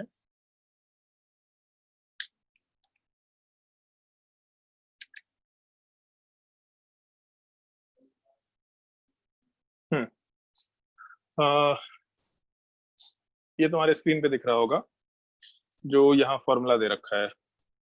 इस फॉर्मूले वाले पार्ट को हम लोग कंसिडर करके चल रहे हैं। बेसिकली ये हम लोग मैक्सवेल इक्विपार्टीशन कर्व वाले पार्ट में, ये जो डीएन वाला पार्ट है, ये डीएन वाला पार्ट केवल नंबर ऑफ पार्टिकल्स को रिप्रेजेंट कर रहा होता है। अब जब उसको हम लोग एन से डिवाइड करते हैं, यहाँ पे जो इक्वेशन में ये जो एन दे रखा है राइट साइड में, इस एन को जब उठा के दूसरे साइड ले जाएंगे तो ये फ्रैक्शन ऑफ पार्टिकल्स को रिप्रेजेंट करना शुरू करता है कि कितने पार्टिकल्स का ये वेलोसिटी है, और divided by total number of particles, तो फ्रैक्शन ऑफ पार्टिकल्स वाले पार्ट को रिप्रेजेंट करना शुरू करता है। तो जैसे हम लोग लिखे ना फ्रैक्शन ऑफ द मॉलिक्यूल और वर्सेस स्पीड, तो एक सर्टेन स्पीड पे कितने पार्टिकल्स से डिवाइडेड बाय टोटल कितने पार्टिकल्स, तो यहाँ से फ्रैक्शन निकाल सकते हैं। ये पूरे के पूरे एक्सप्रेशन को यूज करके, इस चीज को इंटीग्रेट करके हम लोग आराम से उस फॉर्मूले वाले पार्ट में या फिर उस इक्वेशन वाले पार्ट से रिलेटेड उस ग्राफ वाले पार्ट में जा सकते हैं। तो ये फॉर्मूला अपने काम का मेरे हिसाब से तो एकदम नहीं रहता है, बट ठीक है, फॉर्मूला देख के मालूम होना चाहिए तुम लोगों को किस तरह के हम लोग एक फॉर्मूला ले रहे हैं, जहाँ पे टेम्परेचर वाला जो पार्ट है वो एक्सपोनेंशियल फॉर्म में भी है, वो अंडर रूट वाले पार्ट की फॉर्म में है। ये एक्सप्रेशन थोड़ा मतलब बस देख लो कि ऐसा कुछ एक्सप्रेशन रहा करता है, और इससे रिलेटेड अगर थ्योरी पढ़ना तो आराम से पढ़ सकते हैं, फिर हम लोग डिस्कशन कर सकते हैं। जिसको कुछ भी पूछना होगा आराम से इस चीज का हम डिस्कशन कर लेंगे, बट काम का नहीं होगा। तो जैसे ये पूरा का पूरा जो इक्वेशन निकल के आया, तो इस इक्वेशन वाले पार्ट में जब हम लोग इंटीग्रेशन करते हैं, मतलब मान लो ये पूरा number of particle versus velocity, तो जब भी कभी हम लोग एक ग्राफ बनाते हैं तो उस ग्राफ वाले पार्ट में डेफिनेटली हम लोग उसके अंदर का एरिया निकाल सकते हैं, क्योंकि लेफ्ट साइड में देखो, यहाँ पे लेफ्ट साइड में डीएन दे रखा, मतलब DNU मतलब number of particles at a certain velocity. उसको जैसे फिजिक्स में शायद से वर्क और एनर्जी में तो ऐसा नहीं आता है, मे भी सोच सकता आता भी हो, एग्जैक्टली पता नहीं है। हम लोग छोटा सा एलिमेंट माना करते हैं, और उस एलिमेंट के बाद हम लोग पूरे जगह पे उस एलिमेंट के पार्ट को वो करते हैं, सेंटर ऑफ मास में आया था, सेंटर मास में आता है ये चीज। तो हम लोग छोटा सा एलिमेंट मान के पूरे सिस्टम पे उसी चीज को इंटीग्रेट करते हैं। तो जैसे ये वर्क और एनर्जी में भी होता है, तुम लोग के साथ क्लास में कोई डिस्कशन किए थे हम, और ये चीज बोले थे कि अगर इस तरह का एक अनइवन सरफेस है, तो जितना कोई हॉरिजॉन्टल डिस्टेंस यहाँ से एक जगह से पार्टिकल दूसरे जगह तक ट्रेवल करेगा, तो इससे कैलकुलेशन, हाँ ये एक जनरल क्वेश्चन है जो एरोड्रोम में है, लोग नॉर्मली कराते हैं। तो F.dx है, तो एक छोटा सा यहाँ पे एलिमेंट मानते हैं, फिर उसी चीज को पूरे कर्व के लिए हम लोग आराम से रिप्रेजेंट करते हैं। तो जैसे लेफ्ट साइड में अपने पास DNU है, मतलब u वेलोसिटी के पार्टिकल, मतलब u वेलोसिटी एक्वायर करने वाले कितने पार्टिकल्स हैं उसका एक छोटा सा एलिमेंट, और उसी साइड में दूसरे साइड में हम लोग u वेलोसिटी मतलब उस पार्टिकुलर, क्योंकि वेलोसिटी भी चेंज हो रहा है और नंबर ऑफ पार्टिकल्स भी चेंज हो रहा है, तो इसलिए दोनों तरफ हम लोग एक छोटा सा एलिमेंट लेके पूरे सिस्टम का इंटीग्रेशन कर सकते हैं। मतलब इस ग्राफ में एक छोटा सा एलिमेंट लेकर के हम लोग पूरे सिस्टम का इंटीग्रेशन यहाँ से लेके लास्ट तक कर सकते हैं। तो जब इंटीग्रेशन करेंगे तो पूरा का पूरा जो इंटीग्रेशन आएगा उसका कुछ ना कुछ वैल्यू तो होता ही होता है, उस पार्टिकुलर वैल्यू से भी हम लोग को एक छोटा सा रिलेशन रखना होता है। वो क्या रिलेशन होता है आते उस चीज पे देखना। हाँ, तो इसमें ऐसा बोला जाता है, जैसे अगर हम लोग उसका इंटीग्रेशन करें, मतलब DNU वर्सेस जो DS वाला पार्ट था, मतलब basically fraction of particle versus velocity का जो ग्राफ है, अगर इस पूरे के पूरे डायग्राम में हम लोग एरिया वाले पार्ट को कैलकुलेट करें, तो इस कर्व के नीचे का जो एरिया है, एरिया वाला पार्ट हमेशा फिक्स्ड होगा, और मैग्नीट्यूड वाइज इस चीज को हम लोग 1 यूनिट के बराबर कंसिडर किया करते हैं। मतलब 1 यूनिट, कोई हम लोग इसका अगर यूनिट मतलब जो मैग्नीट्यूड है उसका वैल्यू 1 लेके चल रहे होते हैं। तो इसका जो एरिया है, ऐसा बोला जाता है कि एरिया कभी भी चेंज नहीं होगा, कभी चेंज नहीं होगा, बट टेम्परेचर बढ़ाने से ये जो डायग्राम है इसका जो शेप है वो थोड़ा बहुत चेंज हो सकता है। जैसे खुद से देख सकते हैं इस चीज को, VRMS का वेलोसिटी फॉर्मूला है अपने पास √3RT/m। तो अगर हम लोग टेम्परेचर बढ़ाएंगे तो इस केस में RMS स्पीड बढ़ेगा, तो RMS स्पीड तो बढ़ना ही बढ़ना है। तो इसका मतलब कि RMS छोड़ो MPS भी बढ़ेगा, ऐसा मान के चल रहा है। तो MPS हम लोगों का एक सर्टेन टेम्परेचर पे दे रखा है, मान के चल रहे कुछ भी एक जगह पे MPS दे रखा है T1 टेम्परेचर पे। अगर टेम्परेचर बढ़ा के हम लोग T2 कर दें, T2 > T1, तो इस केस में हम लोग का जो टेम्परेचर वाला पार्ट इंक्रीज किया तो उससे एमपीएस तो इंक्रीज करेगा। तो एमपीएस इंक्रीज करने का मतलब ये टॉप मोस्ट पॉइंट है, ये भी इंक्रीज करेगा, ये भी आगे बढ़ेगा, वेलोसिटी वाले सेगमेंट में आगे बढ़ना चाहिए। तो पॉइंट ये है कि अगर इस पूरे ग्राफ का एरिया फिक्स रखना है अपने को और इस पॉइंट को आगे बढ़ाना है तो डेफिनेटली इस पॉइंट को आगे बढ़ाने के साथ साथ थोड़ा नीचे भी करना पड़ेगा। तो जब नीचे करना पड़ेगा तो ग्राफ हम लोग का कुछ नया पार्ट इस तरह का निकल के आना शुरू हो जाता है। एक ग्राफ के नीचे का एरिया क्योंकि कांस्टेंट है तो जैसे ही हम लोग टेम्परेचर बढ़ाते हैं तो जो नंबर ऑफ पार्टिकल्स या fraction of particle with a certain velocity है, जो एमपीएस वाला भी पार्ट है, वो थोड़ा बड़े ब्रॉड एरिया में डिस्ट्रीब्यूट होता है। क्योंकि जैसे ही टेम्परेचर बढ़ाएंगे वेलोसिटी वाला पार्ट इंक्रीज करेगा क्योंकि पार्टिकल्स एनर्जी गेन करना शुरू करेगा। तो उसके वजह से रैंडम वेलोसिटीज होने ज्यादा हो जाएंगे।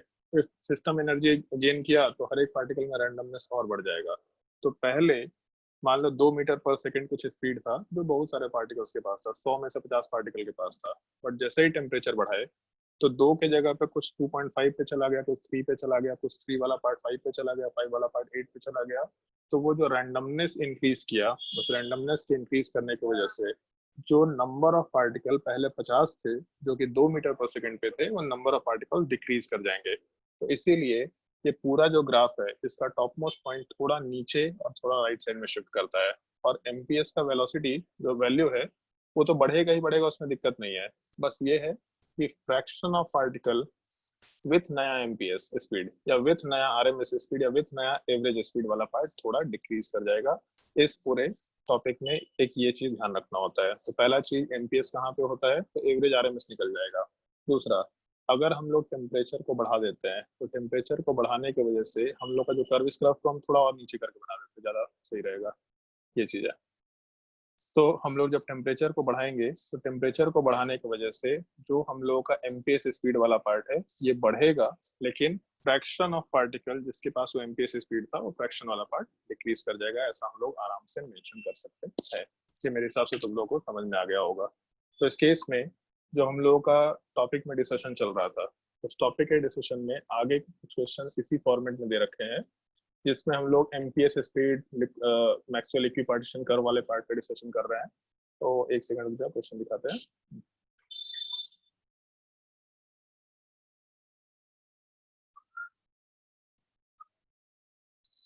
जैसे मान लो ये चीज दे रखा है, क्वेश्चन नंबर 53 देखो एक बार।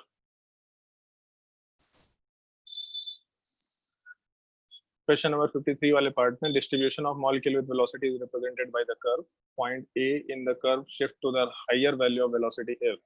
तो हायर वेलोसिटी पे कब इंक्रीज करेगा, जब हम लोग टेम्परेचर वाले पार्ट को इंक्रीज कर दे रहे हैं। ऑप्शन ए वाला पार्ट आराम से कंसिडर करते हुए काम कर सकते हैं। और उसके बाद जो भी क्वेश्चन है मेरे हिसाब से शायद से एकदम सिंपल थ्योरेटिकल क्वेश्चंस वाले पार्ट होंगे, उन सब क्वेश्चंस को हम लोग आराम से कंसिडर कर सकते हैं। और एक क्वेश्चन शायद होना चाहिए जो उस फॉर्मूले से रिलेटेड था। हाँ, ये क्वेश्चन नंबर 71 देखो। इसमें एक्सप्रेशन सीधा दे ही रखा है कि हम लोग का मैक्सवेल जो डिस्ट्रीब्यूशन कर्व है, उस डिस्ट्रीब्यूशन कर्व वाले पार्ट में हम लोग फ्रैक्शन ऑफ मॉलिक्यूल वाले पार्ट को इस एक्सप्रेशन से रिप्रेजेंट कर सकते हैं। एक्सपोनेंशियल EXP का मतलब एक्सपोनेंशियल पर power mc² divided by 2RT। तो जो भी वेलोसिटी है उसको हम लोग यहाँ पे रिप्रेजेंट करते हुए काम कर रहे हैं। तो मेरे हिसाब से इन सारे क्वेश्चंस को ट्राई करके देख सकते हैं। क्वेश्चन नंबर 71 तक बहुत सिंपल क्वेश्चंस हैं, बहुत सिंपल थ्योरेटिकल क्वेश्चंस है। कहीं भी तुमको न्यूमेरिकल वैल्यू कैलकुलेट करने नहीं बोला जाता है। मतलब एटलीस्ट केमिस्ट्री के पर्सपेक्टिव में न्यूमेरिकल वैल्यू चुप बहुत ज्यादा क्वेश्चन है। उधर तो 10 क्वेश्चन तो करा ही दिया है और सारा का सारा दिख रहा है, सारा का सारा थ्योरेटिकल क्वेश्चन है। तो कैलकुलेशन करने में कोई दिक्कत भी नहीं आएगा, तो इसलिए आराम से कैलकुलेट कर सकते हैं। ठीक है, 2 दिन का छुट्टी होता है तुम्हारे पास, अब तो स्कूल का भी टेंशन नहीं है तुम लोगों को। तो क्वेश्चन नंबर 71 तक सारे छुट्टी कहाँ मिल गया सर? केमिस्ट्री में सर कल ही तो क्लास है। केमिस्ट्री का कहाँ है? सर कल ही। अरे ये छुट्टी होता है सर, मंडे को एक दिन क्लास नहीं होता है, उस समय टेंशन करना पड़ता है वगैरह वगैरह।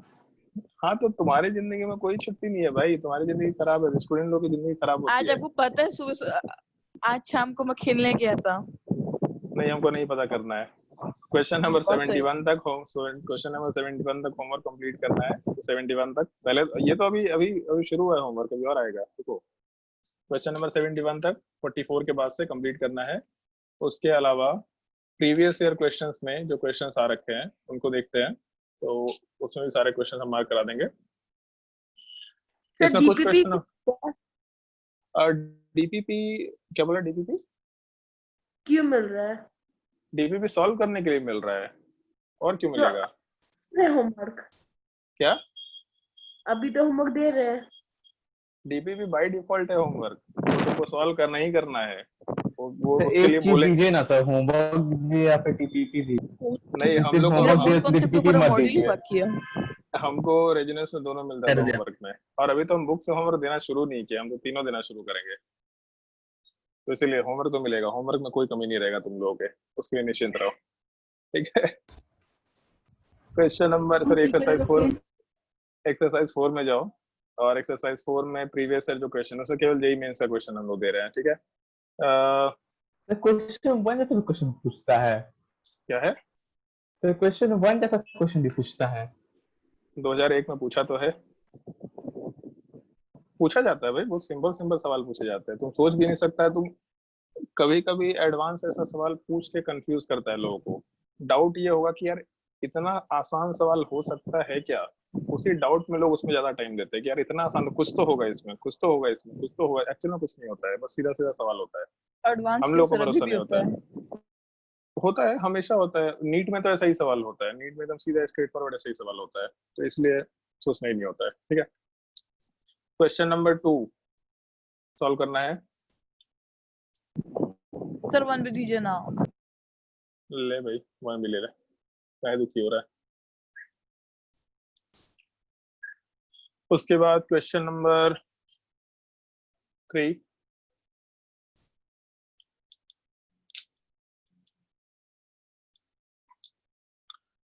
क्वेश्चन नंबर 4, थोड़ा बहुत थ्योरी पढ़ के देखना, बुकलेट में थ्योरी दे रखा है, उन सबको पढ़ के देखना, ठीक है। तो उसके बाद क्वेश्चन नंबर 6,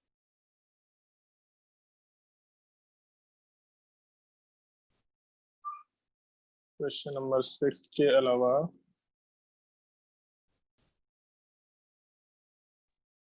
तो 6 जैसा भी आसान क्वेश्चन पूछता है। क्या सवाल आसान होता है? काइनेटिक थ्योरी ऑफ गैस का सवाल केमिस्ट्री में बहुत आसान होता है, किस्मत वालों को ऐसा सवाल मिलता है, इतना हल्का सवाल।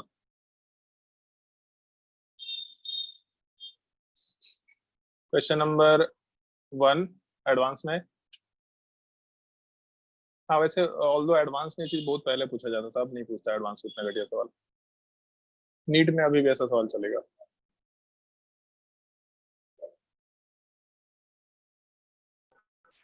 फोर,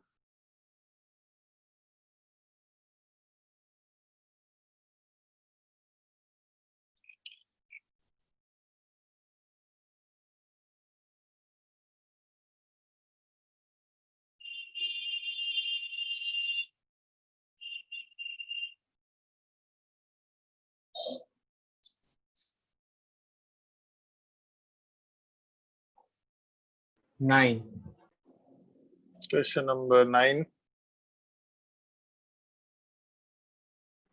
8,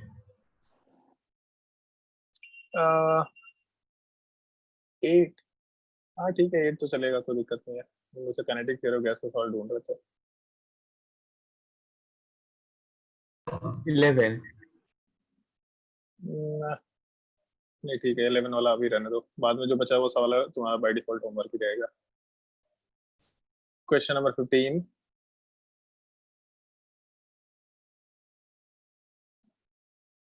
क्वेश्चन नंबर 18,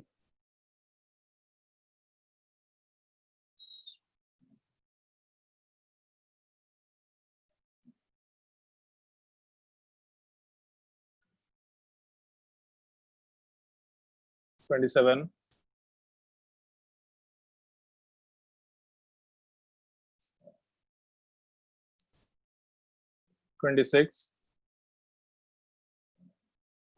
27, 23 भी दिए क्या सर? 23 सॉरी 23, 27 बोले थे उसको, 23, 26, 27। ठीक है, इतने क्वेश्चन ट्राई करके आना नेक्स्ट क्लास में। नेक्स्ट क्लास में फिर हम लोग आगे का टॉपिक डिस्कस करेंगे। अब इसके बाद हम लोग का रियल गैस वाला पार्ट आराम से शुरू हो जाएगा। ठीक है, नेक्स्ट क्लास में मिलता है।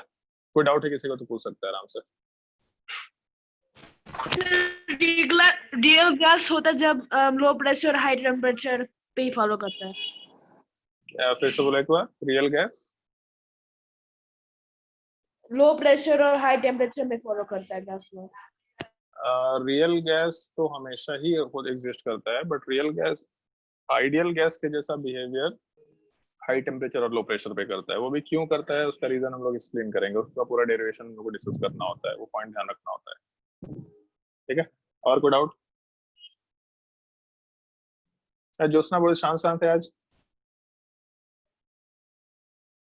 क्या हो गया सर, शांत है तो? वो बहुत चुप है, लोग एकदम बिल्कुल पता ही नहीं चला है क्लास कर रही है कि नहीं कर रही है।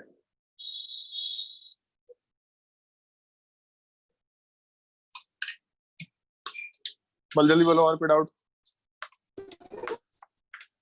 सर एचसी वर्मा में एक चीज दिया हुआ है जिसमें इलेक्ट्रॉन पे फोर्स एक्सर्टेड निकालना है।